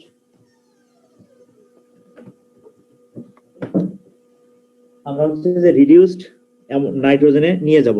সেটা কি ফর্মে নিয়ে যাব? যে সেটা অ্যামোনিয়াম হিসেবে নিয়ে যাব, অ্যামোনিয়াম সালফেট হিসেবে নিয়ে যাব ফার্স্ট। তো তোমার হচ্ছে যে এখানে বলাই হচ্ছে দি result is an ammonium sulphate solution, মানে অ্যামোনিয়াকাল নাইট্রোজেন কনভার্সন হচ্ছে যে ডাইজেশনের মূল প্রসেস। তো তোমার বলা হচ্ছে যে এখানে অর্গানিক নাইট্রোজেন নিলাম, সালফিউরিক অ্যাসিড নিলাম, এখান থেকে অ্যামোনিয়াম সালফেট তৈরি হবে, পানি, কার্বন ডাই অক্সাইড। এখানে অ্যারো দিয়ে দিছি, এখানে লেখার জায়গা নেই বা অন্যদিকে চলে যেত, যার কারণে আদার স্যাম্পল ম্যাট্রিক্স বাই প্রোডাক্ট এরকম একটা শব্দ আসবে আর কি। তো তোমার কি বলা হচ্ছে? Organic nitrogen, sulphuric acid, catalyst mixture, temperature এত, অ্যামোনিয়াম সালফেট। ডাইজেশনের মেইন কনভার্সন হলো কি, যে নাইট্রোজেন যে ফর্মেই থাক সেটা convert into ammoniacal compound as ammonium sulphate. তো এখানে রিডিউসড হচ্ছে কে, যে নাইট্রোজেনটা অক্সিডাইজড হয়ে as a reduced form ammonium সালফেটে পরিণত হবে। তারপরে আরো কিছু প্রোডাক্ট তৈরি হয়, যে পানি, কার্বন ডাই অক্সাইড, এগুলো তোমার ধরো যে দেখানো হয়েছে। তো তোমার এটাকে একটা বলা হচ্ছে যে এটা হচ্ছে ডাইজেশন ফ্লাস্ক, এটা জেলডাল ফ্লাক্স বলা হয়। তো তোমার এখানে নিচে থেকে হচ্ছে যে রিঅ্যাক্টরের মাধ্যমে হচ্ছে যে টেম্পারেচার এততে করা হয়, সয়েল এবং সালফিউরিক অ্যাসিড এবং ক্যাটালিস্ট মিক্সচার দেওয়া হয়। তো এই ডাইজেশন স্টেপটা হচ্ছে যে ইম্পর্টেন্ট স্টেপ, স্যাম্পল হওয়াটা ইম্পর্টেন্ট স্টেপ। তো তোমার কারণটা কি, যে 360 বা 410 ডিগ্রি সেন্টিগ্রেড টেম্পারেচার এটা মেইনটেইন করা এত সহজ বিষয় না। তো তোমার ক্যাটালিস্ট যেটা পটাশিয়াম সালফেট দিলা, বা এখানে যদি তুমি হচ্ছে যে সালফেট যে আয়নটা, এইটা আসলে যেটা কাজ করে, যে এই ডাইজেশনের যে টেম্পারেচারটা, বয়লিং টেম্পারেচারটা, তোমার এখানে বলা হচ্ছে যে সালফিউরিক অ্যাসিড যদি সিঙ্গেলি ইউজ করো, সেটা তোমার ধরো যে 360 ডিগ্রির নিচে টেম্পারেচার পর্যন্ত সে ক্রিয়েট করবে বা প্রডিউস করবে। কিন্তু অত কম টেম্পারেচারে তোমার হচ্ছে যে তোমার ডাইজেশন বা অক্সিডেশন নাইট্রোজেনের ঘটবে না। সেক্ষেত্রে কি করতে হবে, যে এই যে সালফেট আয়ন আছে ক্যাটালিস্টের, সালফেট বা কপার সালফেট যদি ইউজ করো, বা এটা আমরা ইউজ করি পটাশিয়াম সালফেট, কপার সালফেট এবং selenium powder catalyst mixture use করা হয়। তো এই ক্যাটালিস্ট মিক্সচারের যে সালফেট আয়নটা, এটা হচ্ছে যে বয়লিং পয়েন্ট অফ ডাইজেশন এইটা বাইরে দেয়। তো বাইরে দেওয়ার ফলে তোমার টেম্পারেচারটা এর মধ্যে সাধারণত থাকে যে 360 থেকে 410 এর মধ্যে। তো এটা ক্যাটালিস্ট মিক্সচারের একটা ইম্পর্টেন্স এখানে। এগুলো পরে মডিফাই আসছে আর কি, প্রথম যখন 1880 সালে ডেভেলপ হয়েছে তখন এরকম ছিল না। তো তোমার বলা হচ্ছে যে এই ডাইজেশনের কিছু কিছু জিনিস বলতেছি, যেমন যদি 360 ডিগ্রির নিচে যদি তোমার টেম্পারেচার থাকে রিঅ্যাকশনে বা ডাইজেশনে, তো সেক্ষেত্রে তোমার হচ্ছে যে এই যে কনভার্সনটা অ্যামোনিয়াম সালফেট এটা তৈরি হইতে তোমার ধরো যে অনেক বেশি টাইম লাগবে, বা আমরা বলতে পারি যে long time required for digestion, বা যেখানে 1 ঘন্টায় ডাইজেশন হওয়ার কথা সেটা টেম্পারেচার কম হলে তোমার আরো টাইম লাগবে। যে ডাইজেশন টেম্পারেচার কম হলে কি হবে, যে length of time required to digestion will be high, তখন অনেক বেশি সময় লাগবে। আবার যদি টেম্পারেচার আরো বেশি করো 410 এর উপরে, সেখানেও প্রবলেম হচ্ছে কি, যে 410 এর উপরে গেলে তোমার এটা আর অ্যামোনিয়াম সালফেট ফর্মে থাকবে না, এটা তোমার গ্যাসিয়াস অ্যামোনিয়া গ্যাস আকারে ডাইজেশন ফ্লাক্স থেকে বের হয়ে যাবে বা লস হওয়ার সম্ভাবনা আছে। তো যার কারণে টেম্পারেচারটা মেইনটেইন করা ইম্পর্টেন্ট বিষয়, যে বলা হচ্ছে 360 থেকে 410 এর মধ্যে টেম্পারেচার রাখতে হবে। তো 360 এর নিচে গেলে কি হবে, যে ডাইজেশন টাইম সেটা বেশি লাগবে। আবার 410 এর উপরে গেলে কি হবে, যে অ্যামোনিয়াম সালফেট ফর্মে না উৎপন্ন হয়ে অ্যামোনিয়া গ্যাস আকারে নাইট্রোজেনের লস হবে। তো সেই ক্ষেত্রে নাইট্রোজেনের একুরেট রেজাল্ট আমরা ক্যালকুলেশন করতে পারবো না। যার কারণে ডাইজেশন স্টেপকে একটা ইম্পর্টেন্ট স্টেপ বলা হচ্ছে, যে এরকম একটা ডাইজেশন ফ্লাক্সে। তো যার কারণে এখানে কিছু আমি দিয়ে দিছি, যে heat input to the acid digestion mixture, এটার কথা বললাম, যে amount of inorganic salt added to elevate the acid boiling point. Inorganic সল্টের কথা বলা হচ্ছে যে পটাশিয়াম সালফেট। বলাই হলো যে এই ক্যাটালিস্ট মিক্সচারটা কিভাবে তৈরি করা হয়, যে পটাশিয়াম সালফেট, কপার সালফেট এবং সেলেনিয়াম পাউডারের মিক্সচার করে করা হয়। পটাশিয়াম সালফেট যদি 100 গ্রাম হয়, কপার সালফেট 10 গ্রাম, সেলেনিয়াম পাউডার 1 গ্রাম। তো তোমার এই রেশিওতে সাধারণত তৈরি করা হয়। এবং এইটার হচ্ছে বলা হচ্ছে যে অ্যামাউন্ট অফ ইনঅর্গানিক সল্ট, এই যে সল্টের যে সালফেট ফর্ম বলা হচ্ছে যে এটা কি বয়েলিং টেম্পারেচারকে এক্সিলারেট করবে, বয়েলিং টেম্পারেচারের যে টেম্পারেচারটাকে এলিভেট করবে বা বাড়িয়ে দিবে। তোমার বলা হচ্ছে যে reflux rate of sulphuric acid in the neck of the digestion flask. তো আবার অনেক সময় বলা হচ্ছে যদি সালফিউরিক অ্যাসিডের পরিমাণ বেশি দাও তো সেক্ষেত্রে এটা ডাইজেশন ফ্লাক্সের মুখের কাছে চলে আসবে এবং সেক্ষেত্রেও কিছু লস হবে। তো আবার বলা হচ্ছে যে মার্কিউরিক ক্লোরাইড একটা তোমার ধরো যে খুব ভালো তোমার টেম্পারেচার রেইজ করা বা ক্যাটালিস্টে ইউজ করা যাইতো, কিন্তু মার্কিউরিক ক্লোরাইড যখন হচ্ছে যে নাইট্রোজেনের সাথে যখন হচ্ছে যে কম্পাউন্ড তৈরি করবে সে একটা হচ্ছে যে পলিউটেন্ট তৈরি করবে, এবং মার্কিউরিক আসলে এনভায়রনমেন্টাল সেফটি না, যার কারণে মার্কিউরিক ক্লোরাইড ইউজ করার কথা নিষেধ করা হয়। তো তোমার টাইটেনিয়াম ডাইঅক্সাইড এগুলো ইউজ করা যায়। তো তোমার এখানে আমি পরীক্ষায় হয়তো চাইতে পারি যে what is the digestion process in Kjeldahl method of nitrogen determination. তো সেক্ষেত্রে তোমার এগুলো কিন্তু লিখতে হবে না, এই ছবিও লিখতে হবে না, এই বক্সের মধ্যে যা আছে তা লিখতে হবে না, তোমাকে এই সেন্টেন্স লিখতে হবে, পাশাপাশি কি কি দিতে হবে যে এই কেমিক্যাল ইকুয়েশনটা দিতে হবে। কথা বুঝতেছো? তোমরা কি শুনতেছো? জি স্যার। ওকে, তোমারে বলা হচ্ছে কি যে digestion as a process of Kjeldahl method. তো সেক্ষেত্রে তোমাকে এই জিনিসগুলো ডিসক্রাইব করতে হবে, এই ল্যাঙ্গুয়েজ, পাশাপাশি এর কেমিক্যাল ফর্মুলা দিতে হবে। তো আমি এখানে প্রসিডিউরে কি করা হয় আসলে, প্রসিডিউরে বলা হচ্ছে যে take 1 gram soil sample in a micro Kjeldahl flask. তো তোমার বলা হচ্ছে যে এটা একটা মাইক্রোজেলডাল ফ্লাস্ক, এটা তো দেখাই হচ্ছে। তোমার বলা হচ্ছে যে অ্যাড 2 মিলিলিটার অফ ওয়াটার অথবা হাইড্রোজেন পারঅক্সাইড। তো আমরা সাধারণত হাইড্রোজেন পারঅক্সাইড ইউজ করি না, শুধু পানি দেই। To it and allow it to stand for further 30 minutes after swirling the flask for a few minutes. বলা হচ্ছে যে 1 গ্রাম সয়েল নিয়ে তার মধ্যে 2 মিলিলিটার ওয়াটার দিলাম এবং সেইটা একটু ঝাঁকানোর ফলে পরে 30 মিনিট আমরা রেখে দেব। বাংলায় যেটা বলা হচ্ছে then add 3 millilitre of concentrated sulphuric acid and mix it thoroughly. তারপরে বলা হচ্ছে যে কি ওইটাতে তোমার 3 মিলিলিটার কনসেন্ট্রেটেড সালফিউরিক অ্যাসিড দিব। তারপরে বলা হচ্ছে যে heat the flask over a low flame in a digestion chamber for 15 minutes. তো তোমার টেম্পারেচারের আলাদা ইউনিট থাকবে, তো সেখানে তোমার হচ্ছে যে লো ফ্লেমে তোমার হিট রেইজ করতে হবে। তো আবার বলা হচ্ছে যে when the fumes of sulfuric acid appears, তো তোমার যখন ডাইজেশন হবে তোমার দেখা যাবে যে এখান থেকে ধোঁয়া বের হওয়ার মতো বের হচ্ছে, তুমি এটা কাচের গ্লাস যেহেতু বাইরের দিক দিয়ে দেখতে পারবা। তখন বলা হচ্ছে যে when the fumes of sulfuric acid appears then remove the flux from the heater। তো এবং হিটার থেকে এবং অ্যাড করতে হবে যে 1.1 গ্রাম পটাশিয়াম সালফেট ক্যাটালিস্ট মিক্সচার। এই ক্যাটালিস্ট মিক্সচারটা কিভাবে তৈরি করা হয় বলা হচ্ছে যে পটাশিয়াম সালফেট, কপার সালফেট এবং সেলেনিয়াম পাউডার 100:10:1 রেশিওতে তৈরি করা হয়, অথবা তুমি যদি বলো 10:1:0.1 রেশিওতে তৈরি করা হয়। তার মানে পটাশিয়াম সালফেট যদি 10 গ্রাম হয়, কপার সালফেট 1 গ্রাম, সেলেনিয়াম পাউডার 0.1 গ্রাম। তো তার কি বলছে এই ক্যাটালিস্ট মিক্সচার 1.1 গ্রাম ইউজ করতে হবে। তো এটা to raise the boiling temperature of sulphuric acid digestion and accelerate the reaction. বলা হচ্ছে যে সালফিউরিক অ্যাসিড যদি তুমি সিঙ্গেল ইউজ করো তখন টেম্পারেচারটা 360 ডিগ্রির নিচে থাকবে।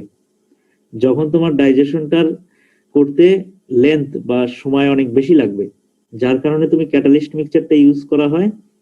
কি করে সেটা কি করে যে সালফিউরিক অ্যাসিড যে ডাইজেশন করতেছে সেটা বয়লিং টেম্পারেচারটা বাড়িয়ে দিবে, তাহলে 360 ডিগ্রি সে পার করবে। তো সেটা আবার ডাইজেশন রিঅ্যাকশনকে এক্সিলারেট করে।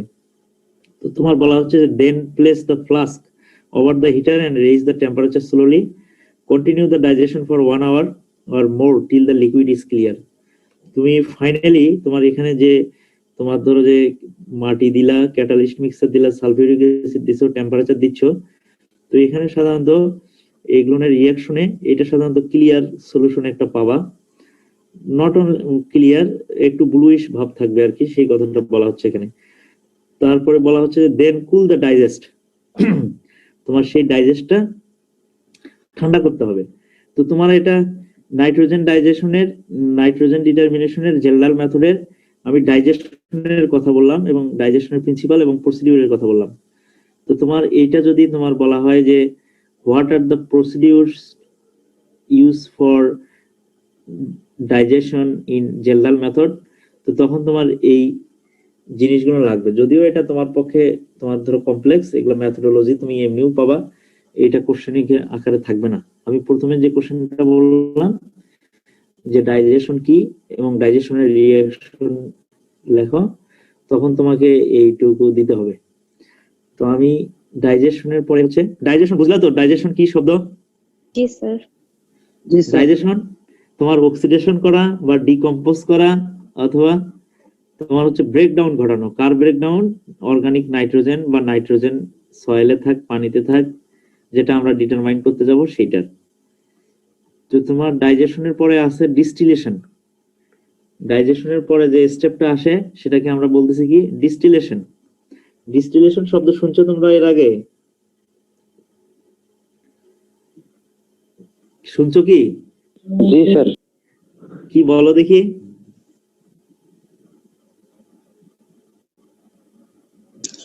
পাতন স্যার। হ্যাঁ পাতন বুঝলাম, বাংলায় ব্যাখ্যা করো দেখি যে কি পাতনটা। আচ্ছা শোনো আমি বলি, তোমার ডিস্টিলেশন বলছে যে একটা প্রসেস, যেই প্রসেস একটা সেপারেশন প্রসেস। আসলে কি রকম সেপারেশন প্রসেস? যে কোনো একটা লিকুইড ফর্মের কম্পাউন্ডকে গ্যাসিয়াস ফর্মে নিয়ে যাওয়া হয়, সেই গ্যাসিয়াস ফর্মটাকে কনডেন্স করা হয়। কিসের মাধ্যমে কনডেন্স করা হয়? যে কুলিং করার ফলে কনডেন্স করে যে যেটা পাওয়া যায় তোমার একটা, সেটাও লিকুইড হতে পারে। মানে বলা হচ্ছে যে লিকুইড থেকে গ্যাস, গ্যাসকে কনডেন্স করে লিকুইডে নিয়ে আসলা, সেইটাকে ডিস্টিলেশন প্রসেস বলে। যে এটা এক ধরনের separation process by which liquid compounds converted into gaseous form and then gas can be condensed into liquid form, and this process is distillation process. তো আমরা এখানে নাইট্রোজেন ডিটারমিনেশনের যে ডিস্টিলেশন প্রসেস, আমরা তোমরা ডাইজেশন প্রসেসে দেখলা যে এখানে কি তৈরি করলাম, যে আমরা ডাইজেশনে তৈরি হয়েছে অ্যামোনিয়াম সালফেট। তো আমরা অ্যামোনিয়াম সালফেটটা এখানে ডিস্টিলেশন করব।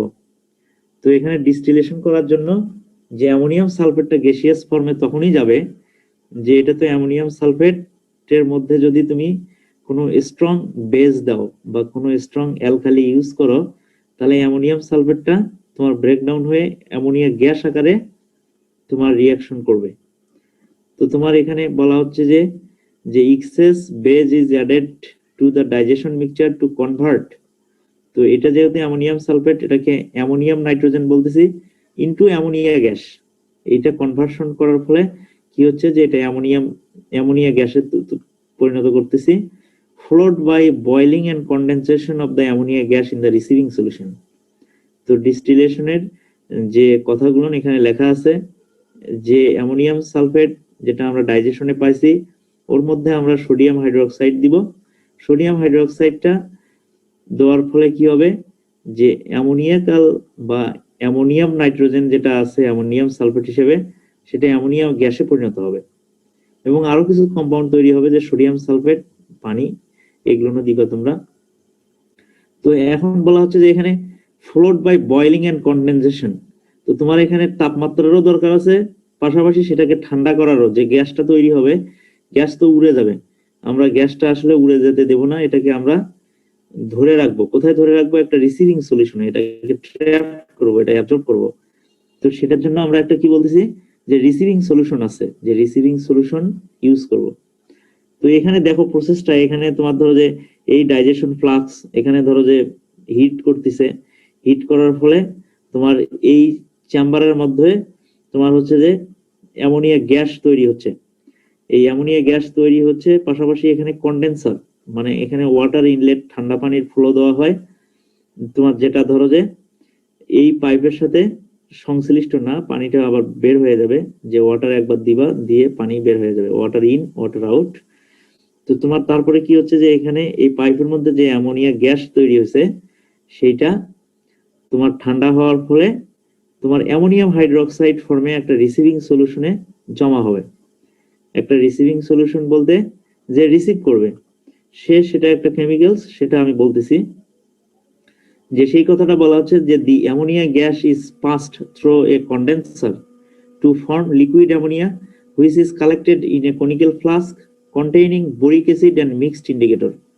বলা হচ্ছে যে এই যে অ্যামোনিয়া যেটা আর যেটা পানির সংস্পর্শ পায় তোমার অ্যামোনিয়াম হাইড্রোক্সাইড তৈরি হবে, সেই অ্যামোনিয়াম হাইড্রোক্সাইড ফর্মটা বোরিক অ্যাসিড এবং মিক্সড ইন্ডিকেটর রিসিভিং সলিউশনে আমরা ট্র্যাপ করব বা রিসিভ করব। তো তোমার এই যে এখানে এখানে জিনিসটা আমি আরো ক্লিয়ার করার চেষ্টা করতেছি।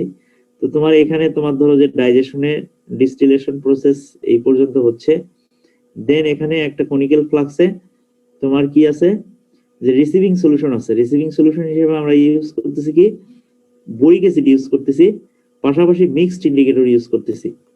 তো মিক্সড ইন্ডিকেটর সাধারণত ব্রোমো ক্রিসল গ্রিন এবং ব্রোমো মিথাইল রেড এই দুটোর মিক্সচার করে করা হয়। তো তোমার হচ্ছে যে দেখো তখন কালারটা হচ্ছে যে পিঙ্ক কালার। যখন অ্যামোনিয়াম হাইড্রোক্সাইড রিসিভিং সলিউশনে না আসে তখন কালারটা কি রকম থাকবে, যে পিঙ্ক কালার। তো রিঅ্যাকশনটা ওইভাবে দেখানো হয়েছে যে ammonium hydroxide plus boric acid receiving solution, এর মধ্যে মিক্সড ইন্ডিকেটর আছে, তখন পর্যন্ত কালার আছে হচ্ছে যে পিঙ্ক কালার। যখনই অ্যামোনিয়াম হাইড্রোক্সাইড এই পিঙ্কের মধ্যে আসলো তখন কালার চেঞ্জ হবে। কালার চেঞ্জ হয়ে সেই কালারটা হচ্ছে যে গ্রিন কালার ধারণ করবে।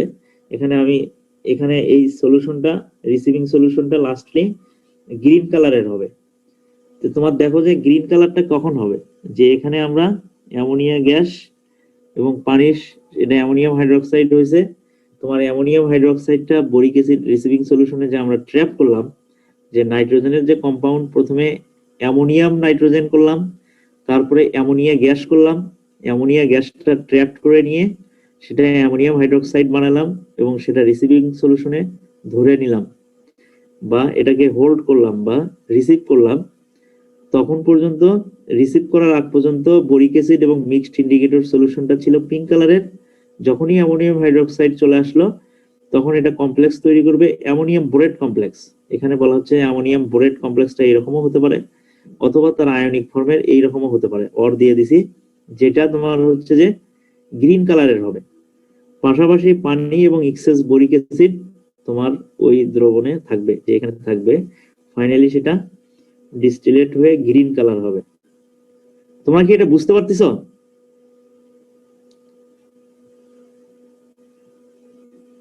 কি তোমরা আসো না নাই আসো? জি স্যার। তোমরা কি শোনা যাচ্ছে? আসি স্যার। জি স্যার। জি স্যার, শোনা যাচ্ছে। হ্যাঁ, তো তোমার বলা হচ্ছে যে তোমার ডিস্টিলেশনে হচ্ছে যে বোরিক অ্যাসিড এবং মিক্সড ইন্ডিকেটর রিসিভিং সলিউশন হিসেবে ইউজ করা হবে।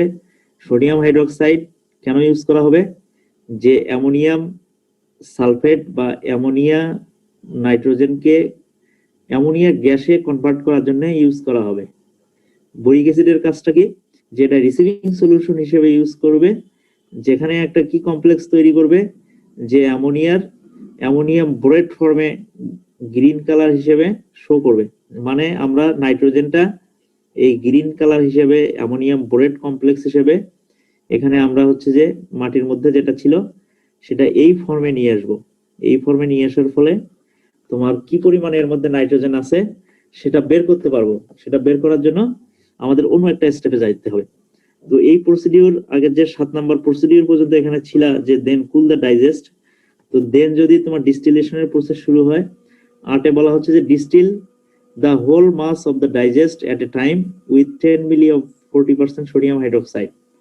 বলা হচ্ছে যে যতটুকু তুমি তোমার ডাইজেস্ট নিলা ওখানে 2 ভাগ করে নিয়ে সেটার মধ্যে 10 মিলি করে সোডিয়াম হাইড্রোক্সাইড 40% এর সোডিয়াম হাইড্রোক্সাইড যদি দাও তাহলে ওই রকম অ্যামোনিয়া গ্যাস তৈরি হবে।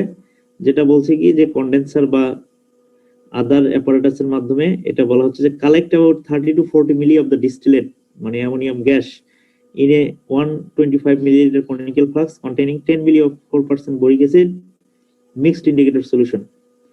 তো মিক্সড ইন্ডিকেটর সলিউশন কি হচ্ছে, যে colour of the distillate would turn green in colour from pink, যেটা তোমাদেরকে তোমার বিভিন্ন ইকুয়েশনের কালার চেঞ্জ দিয়ে আমি বুঝে দিছি।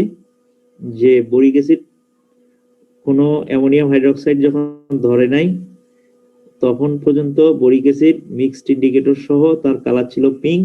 যখনই অ্যামোনিয়াম হাইড্রোক্সাইড সে রিসিভ করলো তখন তার কালার চেঞ্জ হলো তোমার গ্রিন কালার, এবং গ্রিন কালারের যে কম্পাউন্ডটা তৈরি হলো যে অ্যামোনিয়াম বোরেট বা অ্যামোনিয়াম বোরেট, এইটার মধ্যে যে নাইট্রোজেন আছে সেটা আমরা কোয়ান্টিটেটিভলি মেজার করব অন্য একটা স্টেপে, যেটার জন্য টাইট্রেশন লাগবে। তো তোমার ডিস্টিলেশনের এখানে বলা হচ্ছে যে কি করলাম, তো আমরা থার্ড নাম্বার স্টেপে বলা হচ্ছে যে টাইট্রেশন করতে হবে। তো আমরা যেহেতু বোরিক অ্যাসিড ইউজ করছি, তো সেক্ষেত্রে তোমার ডিরেক্ট টাইট্রেশন করলেই হবে, তোমার এখানে ব্যাক টাইট্রেশনের প্রয়োজন নাই। তো তোমার বলা হচ্ছে যে titration quantifies the amount of ammonia in the receiving solution. Titration quantifies the amount of ammonia in the receiving solution.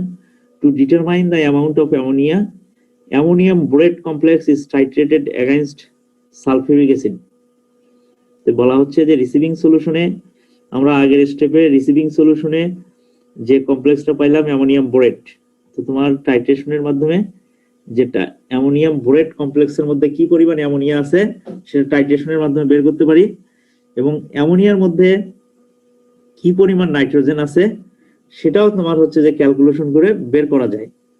তো তোমার এখানে হচ্ছে যে এই যে দেখো যে বুরেটে থাকবে সালফিউরিক অ্যাসিড, এটা 0.05 নরমাল দিছে, এটা হবে না, 0.01 নরমালের হবে। পাশাপাশি তোমার অ্যামোনিয়াম বোরেট কমপ্লেক্স আছে তোমার এই কনিক্যাল ফ্লাক্সে, যেটা রিসিভিং সলিউশন হিসেবে পেয়েছিলাম, যেটা গ্রিন কালার। তো তোমার সালফিউরিক অ্যাসিড যত ফোটায় ফোটায় পড়তেছে বা কত ভলিউম পড়লো সেই মেজারমেন্টটা আমাদের প্রয়োজন, সেই মেজারমেন্ট থেকে আমরা কনভার্সনে যেতে পারবো যে তোমার এই টাইট্রেশনে কতটুকু সালফিউরিক অ্যাসিড লাগতেছে রিসিভিং সলিউশনে কি পড়ছে। তো তোমার এই অ্যামোনিয়াম বোরেট কমপ্লেক্সটা নিউট্রালাইজ হওয়া পর্যন্ত তোমার যতটুকু অ্যাসিড লাগবে সেই অ্যাসিডের পরিমাণটা আমরা বের করব। তোমার এটার জন্য তো তোমার ধরো যে জাস্ট কালার চেঞ্জ হবে, নিউট্রালাইজ যখন হবে তখন টাইট্রেশনের যে ইন্ড পয়েন্ট আছে সেটা শার্প চেঞ্জ হবে, যে গ্রিন থেকে ইনভার্স তোমার আগে ছিল যেটা পিঙ্ক অ্যামোনিয়াম সালফেট, তো সেটা কি হবে যে পিঙ্ক কালারের অ্যামোনিয়াম সালফেট তৈরি হবে। মানে তোমার হচ্ছে যে এর মধ্যে যতটুকু অ্যামোনিয়াম বোরেট ছিল সে যতটুকু অ্যামোনিয়া ধরে রাখছে সেটা সালফিউরিক অ্যাসিড দ্বারা নিউট্রালাইজ হয়ে, যখন নিউট্রালাইজ হবে সেই মুহূর্তেই পিঙ্ক কালার তৈরি হবে। তাহলে আমরা এখান থেকে কি মান পাবো যে সালফিউরিক অ্যাসিড কত মিলিলিটার বা কত ভলিউম নিউট্রালাইজ করতে লাগছে।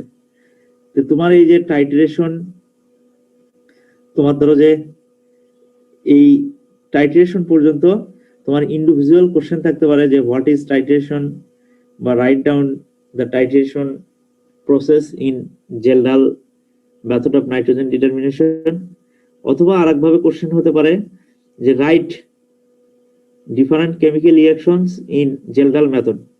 তো তোমাকে তখন ডাইজেশনে কি রিঅ্যাকশন হলো, ডিস্টিলেশনে কি রিঅ্যাকশন হলো, বা টাইট্রেশনে কি রিঅ্যাকশন হলো সেগুলো দিতে হবে, এগুলো লেখার দরকার নেই। যখন শুধু কেমিক্যাল ফর্মুলা চাবো যে তোমার 4-5টা যে কেমিক্যাল ফর্মুলা আলাদা আলাদা স্টেপে তোমাকে দেখাতে হবে যে ডাইজেশনে এটা, টাইট্রেশনে এটা, ডিস্টিলেশনে এটা, দেন তোমাকে এখানে কি কমপ্লেক্স তৈরি হলো সেটার কালার কি রকম সেগুলো বলতে হবে। আমি বলতেছি কি যে টাইট্রেশন করতে হবে সালফিউরিক অ্যাসিড দিয়ে, সালফিউরিক অ্যাসিড যখন অ্যামোনিয়াম বোরেটকে নিউট্রালাইজ করবে তখন সেটা পিঙ্ক ধারণ করবে, অ্যামোনিয়াম সালফেট তৈরি হলো, এবং কি পরিমাণ সালফিউরিক অ্যাসিড ইউজ হলো সেখান থেকে আমরা কি পরিমাণ অ্যামোনিয়াকে নিউট্রালাইজ করছে সেটা আমরা ইজিলি ক্যালকুলেশনের মাধ্যমে বের করতে পারবো। তো কোশ্চেন কিভাবে হবে সেটা একটু ধারণা দিলাম তোমাদের। তো তোমার মনে হয় এই কোশ্চেনগুলো কমন পাবা। তো আমি নেক্সট এটা হচ্ছে যে প্রসিডিউরে কি বলা হচ্ছে যে titrate the distillate against n divided by 100 বা 0.01 normal sulphuric acid from burette, the end point appears green to pink, যেটা তোমাদেরকে বলা হয়েছে। যে আরেকটা বলা হচ্ছে run A blank experiment simultaneously using all the chemicals except soil. যে ব্লাঙ্ক কেন করতে হয় বা ব্লাঙ্কের কেন প্রয়োজন সেটা আমি তোমাদেরকে এর আগেও বললাম যে ব্লাঙ্ক করা হয় একুরেসি বাড়ানোর জন্য, যে আদার দেন তুমি সয়েল বাদে অন্যান্য কেমিক্যালস, পানি, কম্পাউন্ড যেগুলো ইউজ করলা সেগুলোর দিকে ওই এলিমেন্টটা আসতে পারে কিনা। সে তুমি নাইট্রোজেনের মধ্যে পানি থাকতে পারে, অথবা তুমি যে বরিক অ্যাসিডটা ইউজ করলে সেটার মধ্যে অ্যাডাল্টারেশন হিসেবে নাইট্রোজেন থাকতে পারে। তো যার কারণে ব্লাঙ্ক করলে তোমার অ্যাকচুয়াল টাইট্রেশন থেকে ব্লাঙ্ক বাদ দিলে তোমার কারেক্টেড ভ্যালুটা পাইলা, সেটা আমাদের প্রয়োজন। তো আমি তোমাদের তো তোমরা এখানে দেখলা যে বিভিন্ন ধরনের কেমিক্যাল সেখানে ইউজ হয়েছে এবং সেগুলোর ফাংশন কি। তো আমি যদি এই স্লাইডগুলো তোমাদেরকে দেই, সেখান থেকেও তোমরা পড়তে পারবা, বা তোমাদের প্র্যাকটিক্যাল যে শীটটা দেখে লিখবা সেখানে হয়তো এগুলো অত পাবা না। তো আমি তোমাদেরকে এই দিয়ে দেব না। হচ্ছে যে সালফিউরিক অ্যাসিড ইউজ করছে। তো কনসেন্ট্রেটেড সালফিউরিক অ্যাসিড করা হয়, কনসেন্ট্রেট মানে তোমার ধরো 95% বা 95 এর উপরে যে সালফিউরিক এটা র হিসেবে আমরা কিনি।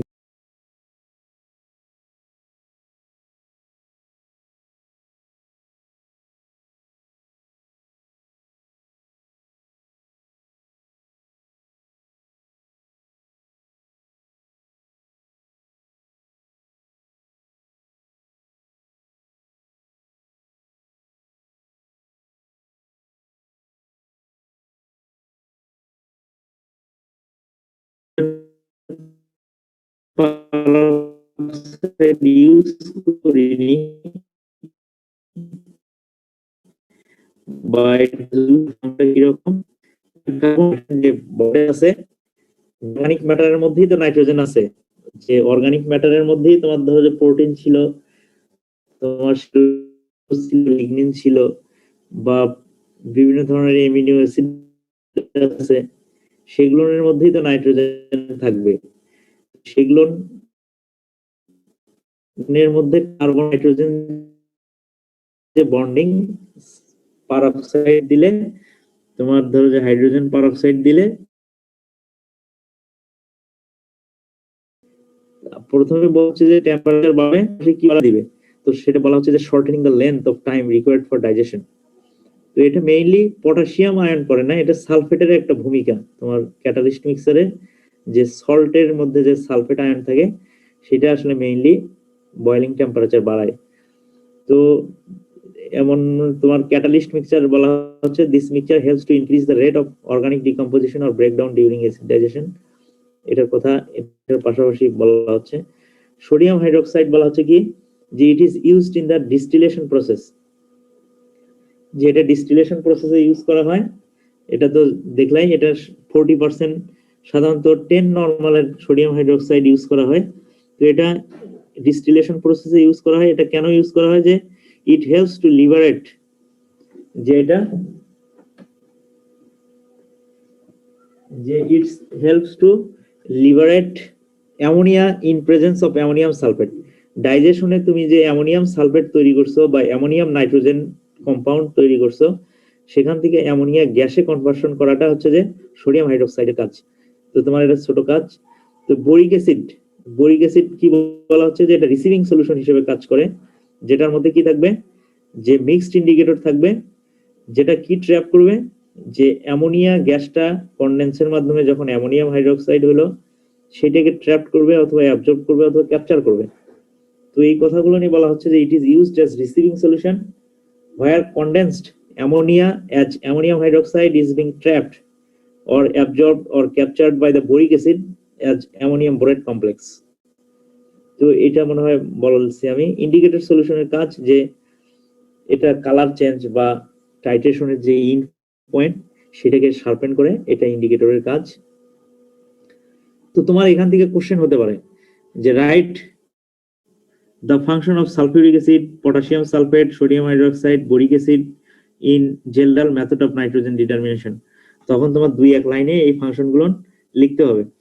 তো তোমার এগুলো একটু কাইন্ডলি পড়ে নিবা। তো আমি তোমার হচ্ছে যে নেক্সটে যাচ্ছি।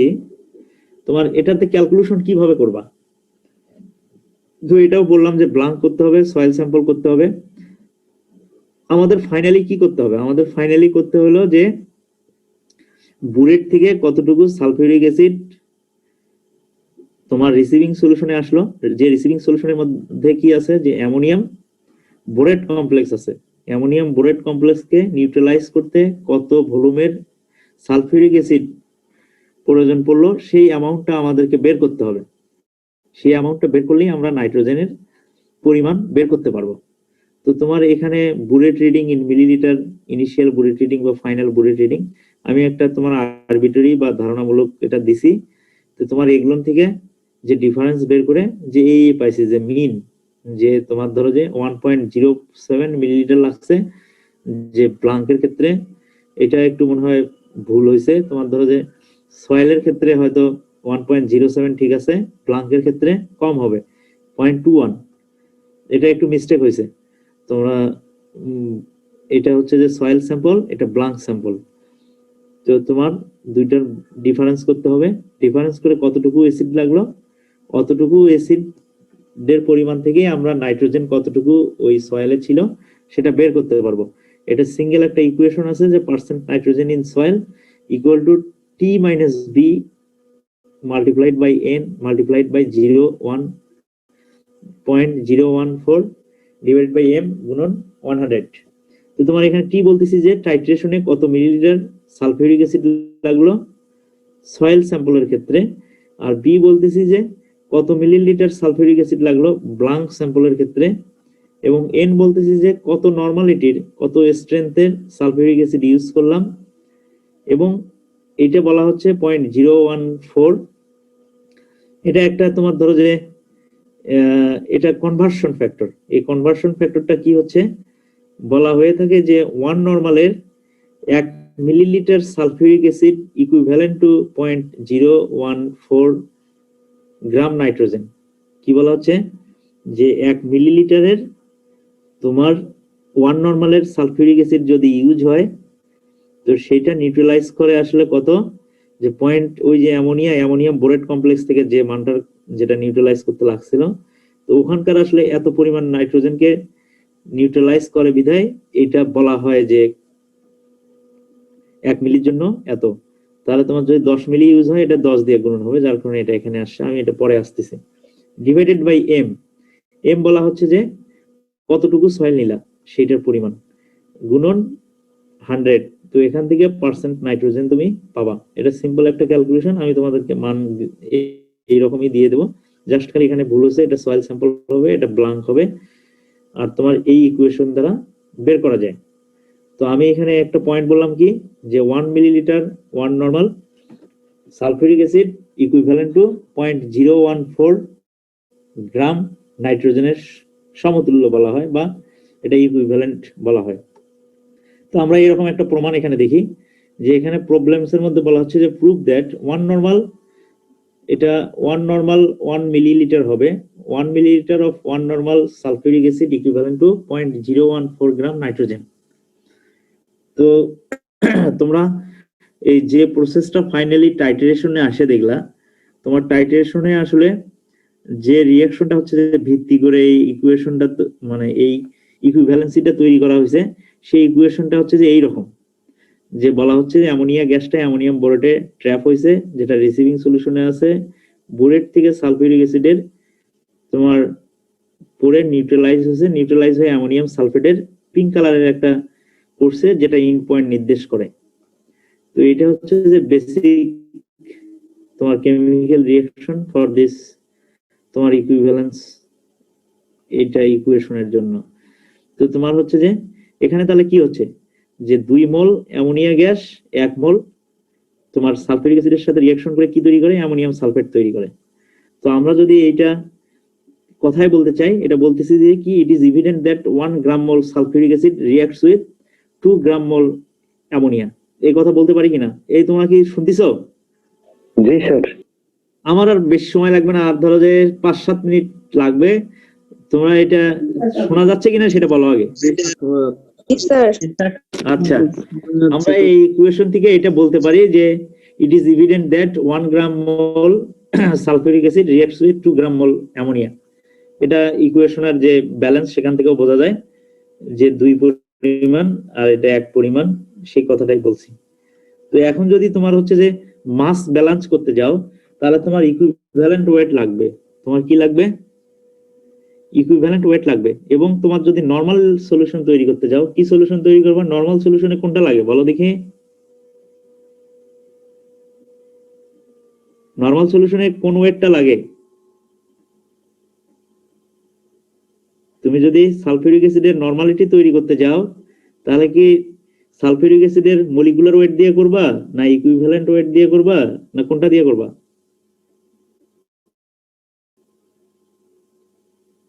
আমাদের লাগবে সালফিউরিক তৈরি করতে ইকুইভ্যালেন্ট ওয়েট,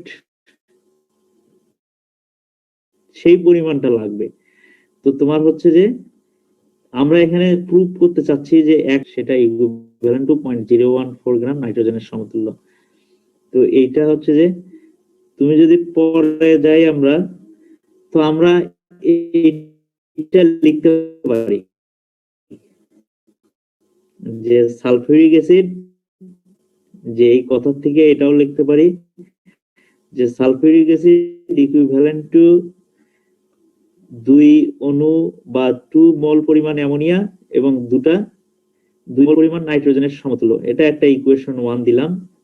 যেহেতু এখানে বলতে পারি যে ইকুইভ্যালেন্ট নরমালিটি তৈরি করতে ইকুইভ্যালেন্ট ওয়েট লাগবে, যে সালফিউরিক অ্যাসিডের ইকুইভ্যালেন্ট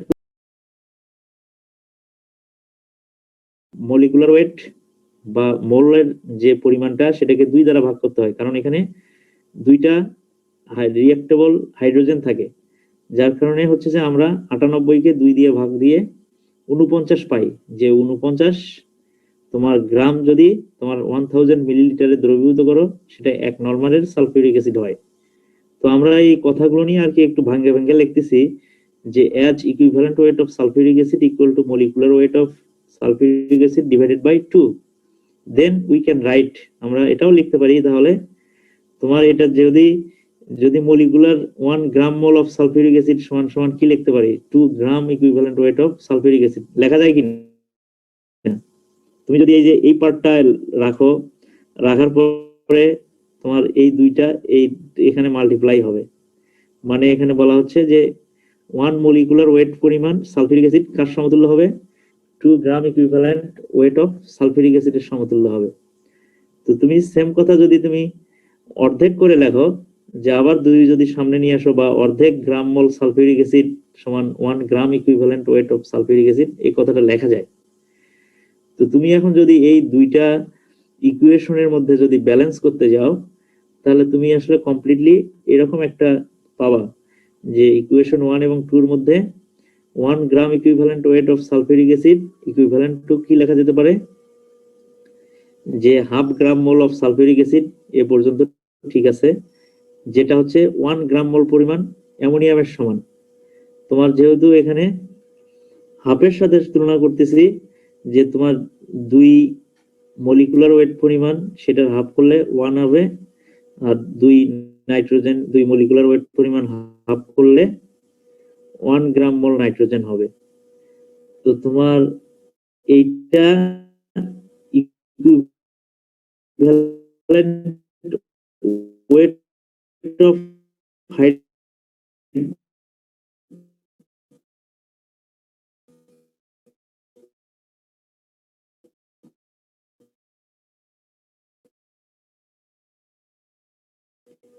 সালফিউরিক অ্যাসিড কেন করতেছি, যে এটা হচ্ছে যে আমরা নরমাল অ্যাসিডের সংখ্যা, তো হাফ গ্রাম মোল যদি অ্যামোনিয়ামের ক্ষেত্রে করি তাহলে সেটা 1 গ্রাম মোল হবে, নাইট্রোজেনের ক্ষেত্রে যদি করি সেটা 1 গ্রাম মলিকুলার ওয়েট পরিমাণ হবে। তো তোমার আমি নেক্সটে যাচ্ছি। তো তোমার বলা হচ্ছে যে 1 গ্রাম ইকুইভ্যালেন্ট ওয়েট, এখানে লিখতেছি 1000 millilitre of 1 normal sulphuric acid contains 1 gram equivalent of sulphuric acid. এটা আমাদের জানা কথা যে 1 নরমাল সালফিউরিক অ্যাসিড তৈরি করতে গেলে 1 গ্রাম ইকুইভ্যালেন্ট ওয়েট পরিমাণ সালফিউরিক অ্যাসিড 1000 মিলিলিটারে দ্রবীভূত করতে হবে, তখনই আমরা 1 নরমালের কোনো সলিউশন পাবো। তো তোমার যদি এখন 1000 মিলিলিটার অফ, তোমার যদি এখন অ্যামোনিয়ার কথা বলি, তো সেক্ষেত্রে তোমার অ্যামোনিয়ার 1 গ্রাম মোল অ্যামোনিয়া সমান অ্যামোনিয়ামের হচ্ছে যে অ্যামোনিয়ার মলিকুলার ওয়েট 17 এবং নাইট্রোজেনের হচ্ছে যে 14, এটা লেখা যায়।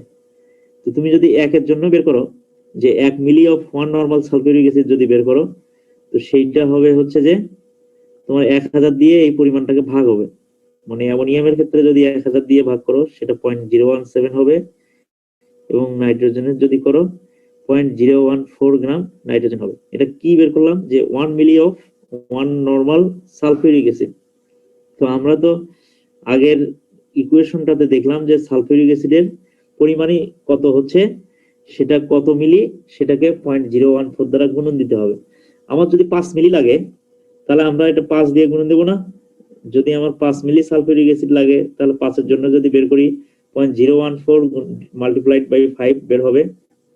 অথবা যদি বলি যে 5 মিলি পরিমাণ আমরা কনসেন্ট্রেশন ইউজ করছি 0.01 নরমালের, তাহলেও কিন্তু কি দিয়ে গুণন দিতে হবে, যে নরমালিটি দিয়ে গুণন দিতে হবে 0.014 multiplied by 5 multiplied by 0.01 normal. আমরা যদি এভাবে যদি লিখি যে 1 মিলি অফ 0.05 নরমাল যদি সালফিউরিক অ্যাসিডের ক্ষেত্রে যদি বলি, তাহলে অ্যামোনিয়ার ক্ষেত্রে 0.05 দিয়ে গুণন হলো, নাইট্রোজেনের ক্ষেত্রে 0.05 দিয়ে গুণন হলো। এখন 1 মিলির পরিমাণ ইকুইভ্যালেন্সে যদি জানি, সেটা 5 হোক 10 হোক কত মিলিলিটার সালফিউরিক অ্যাসিড লাগলো সেটা বের করতে পারবো। তো আমরা এভাবে এটাকে প্রমাণ করতে পারি। তোমরা যদি একটু বোঝো বা যদি নাও বোঝো, আমার কাছে যখন থাকবো ডিপার্টমেন্টে চলে আসিও। আর আমার মনে হয় একটু দেখলে, তোমাদের কেমিস্ট্রির নলেজ একটু থাকলে এই প্রুফটা তোমরা বুঝতে পারবা। তো আমি তোমাদের নেক্সটে একটা স্লাইড দেখাই, না আরো আছে নেই। তো তোমার বলা হচ্ছে যে কনভার্সন করে তুমি নাইট্রোজেন কন্টেন্ট পাইলা, নাইট্রোজেন কন্টেন্ট পাওয়ার পরে কিছু তোমার স্ট্যান্ডার্ড কিছু তোমার ধরো যে কনভার্সন ফ্যাক্টর আছে, সেই কনভার্সন ফ্যাক্টরের মাধ্যমে প্রোটিন কন্টেন্ট বের করতে পারো। যেমন ইগের প্রোটিন কন্টেন্ট নাইট্রোজেন যেটা বের হবে সেটাকে 6.25 দিয়ে গুণন দিতে হবে, অথবা মিট মাংস মিল্ক কত দিয়ে গুণন দিতে হবে একটা ধারণা পাইলাম। মানে এটার হচ্ছে যে ইউটিলিটির একটা কথায় যে কোনো ধরনের কম্পাউন্ডের নাইট্রোজেন থেকে আমরা প্রোটিন কন্টেন্টে বের করতে পারবো, যেটা আসলে ইম্পর্টেন্ট। যেমন আমরা দুধের মধ্যে কত প্রোটিন আছে, সিরিয়ালসে কত প্রোটিন আছে, এগুলো হচ্ছে যে জানা ইম্পর্টেন্ট। তো তুমি নাইট্রোজেন থেকে ইজিলি কনভার্সন করে প্রোটিনে যাওয়া যায়, সেই জিনিসটা তোমাদেরকে একটা ধারণা থাকলো। এগুলো মুখস্থ করতে হবে না, এটা তোমাদের এমনি বেসিক। তুমি যদি অর্গানিক ম্যাটারের ক্ষেত্রে বলো যে তুমি অর্গানিক ম্যাটারের নাইট্রোজেন বের করছো, সেটাকে কত দিয়ে গুণন দিবা, তো সেটাকে সাধারণত 20 দ্বারা গুণন দিতে হয়। তো তোমার এগুলো কিছু কনভার্সন ফ্যাক্টর আছে, আমি তোমার ধরো যে শিটটা দেবো সেটা লেখা থাকবে হয়তো। তো আমার মোটামুটি ফর্মালি ক্লাস শেষ। তোমাদের যদি কোনো জিজ্ঞাসা থাকে তোমার এক এক করে তোমরা জিজ্ঞেস করতে পারো। তোমাদের কি কারো জিজ্ঞাসা আছে, কোনো কিছু বলো।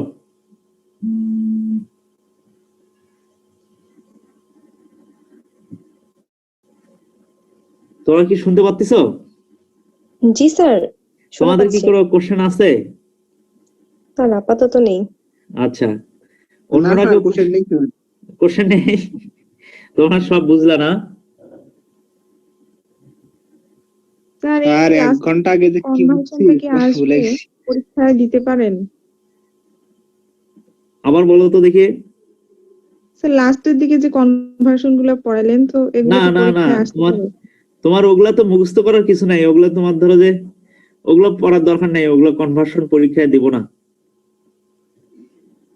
তোমাকে হয়তো ভাই জিজ্ঞেস করতে পারে যে তুমি কি নাইট্রোজেন বের করে তুমি কি প্রোটিন কন্টেন্ট বের করতে পারবা। তো তোমার তখন হয়তো অ্যান্সার হবে যে জি স্যার করতে পারি, কিছু কনভার্সন ফ্যাক্টর আছে। তখন হয়তো তোমার ধরো যে কনভার্সন যে কোনটার কত, তো তোমার ওগুলো আসলে ধরবে না মনে হয় সম্ভবত এবার, কারণ অত কমপ্লেক্স করার কথা না। আর কোনো কোশ্চেন আছে তোমাদের, বলো। স্যার আগের এক্সপেরিমেন্টে অ্যামোনিয়াম অ্যাসিটেট রিয়েজেন্ট ছিল, সেটা ফাংশনটা কি? অ্যামোনিয়াম অ্যাসিটেট ফাংশনটা কি, যে মেথডে ইউজ করা হচ্ছে কাজটা কি হবে ওখানে? ও আচ্ছা, তোমার অ্যামোনিয়াম অ্যাসিটেট তোমার এক্সট্রাক্টেন্ট হিসেবে ইউজ করা হয়, যেটা হচ্ছে যে এক্সট্রাকশন করবে মানে নিষ্কাশন করবে। কাকে নিষ্কাশন করবে? তোমার এটা যেহেতু পটাশিয়ামের ক্ষেত্রে করতেছি, তো পটাশিয়ামকে এক্সট্রাকশন করবে। এক্সট্রাকশন করে আসলে কোথায় নিয়ে আসবে? তোমার মাটি তো হচ্ছে যে তোমার ধরো সলিড ম্যাটার, তো সেটা যদি তোমার ধরো যে সলিড, তোমার ড্রাই অক্সিডেশন যেগুলো আছে যে পুড়ে বের করে, তো আমরা তো পটাশিয়াম ওইভাবে বের করতে পারবো না। তো আমাদেরকে যার কারণে যে মাটির মধ্যে যে পটাশিয়ামটা আছে সেটা ফার্স্টলি সলিউশন ফর্মে নিয়ে আসবো। তো যার কারণে অ্যামোনিয়াম অ্যাসিডেট এক্সট্রাক্টেন্টটা ইউজ করা হয়, যে মাটির তোমার যে অংশে যে পার্টিকেলে তোমার পটাশিয়ামকে সে অ্যাবজর্ব কন্ডিশনে রাখে বা ফিক্স করে রাখছে বা এক্সচেঞ্জেবল ফর্মে ক্লের সাথে আছে, অ্যামোনিয়াম অ্যাসিডেট সেটাকে রিপ্লেস করে দিবে। রিপ্লেস করে দিয়ে কোথায় আসবে? আসবে সলিউশনে বা সয়েল এক্সট্রাক্টে আসবে। যেই সয়েল এক্সট্রাক্টটা আমরা ফ্লেমে হচ্ছে যে তোমার বার্ন করার পরে তার কালার দেখে তার একটা রিডিং পাইলাম যে এত ইন্টেন্সিটির কালার তৈরি করছে বা লাইট তৈরি করছে, ইমিশন তৈরি করছে, সেটা কিন্তু মেজার করতে পারলাম। তো তোমার ওটা হচ্ছে যে এক্সট্রাক্টিং এজেন্ট হিসেবে ইউজ করা হবে two extract the potassium from the soil into the soil extract, যে সয়েল থেকে সয়েল এক্সট্রাক্টে নিয়ে আসবে। তুমি কি বুঝলা? জি স্যার, বুঝতে পারছি। আচ্ছা, আর কেউ জিজ্ঞেস করবা?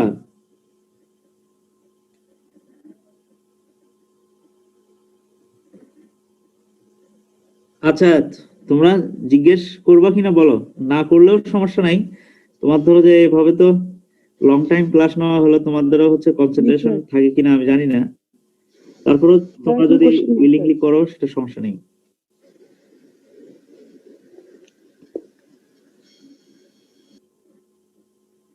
তাহলে কি আমি শেষ করব? জি স্যার। শেষ করেন। ওকে, তাহলে শোনো, তোমার ধরো যে তুমি মনে রাখো যে তোমাদের এক্সপেরিমেন্ট হচ্ছে যে 5টা। তোমার ওই যে র্যাপিড টেস্ট, প্রথমে যে সয়েল টেস্টিং কিটের মাধ্যমে সালফার, ফসফরাস, পটাশিয়াম, নাইট্রোজেন, তো এই 5টার মধ্যেই তোমার হচ্ছে যে তোমার ভাইবার কোশ্চেন আলোচনা করা হবে। তোমার থিওরিটিক্যাল যেগুলো লাগবে ম্যাথমেটিক্স সেগুলো করতে হবে। তো তোমরা এগুলো একটু ভালো করেই করার চেষ্টা করবা। তোমরা অনেকে তোমার ধরো যে ভালো রেজাল্ট করবা এর মধ্যেও। হ্যাঁ বলো, তাহলে আমি শেষ করে দিই নাকি? হ্যাঁ জি স্যার। তাহলে okay, thank you very much for attending my class. Sorry, আসসালামু আলাইকুম। ওকে।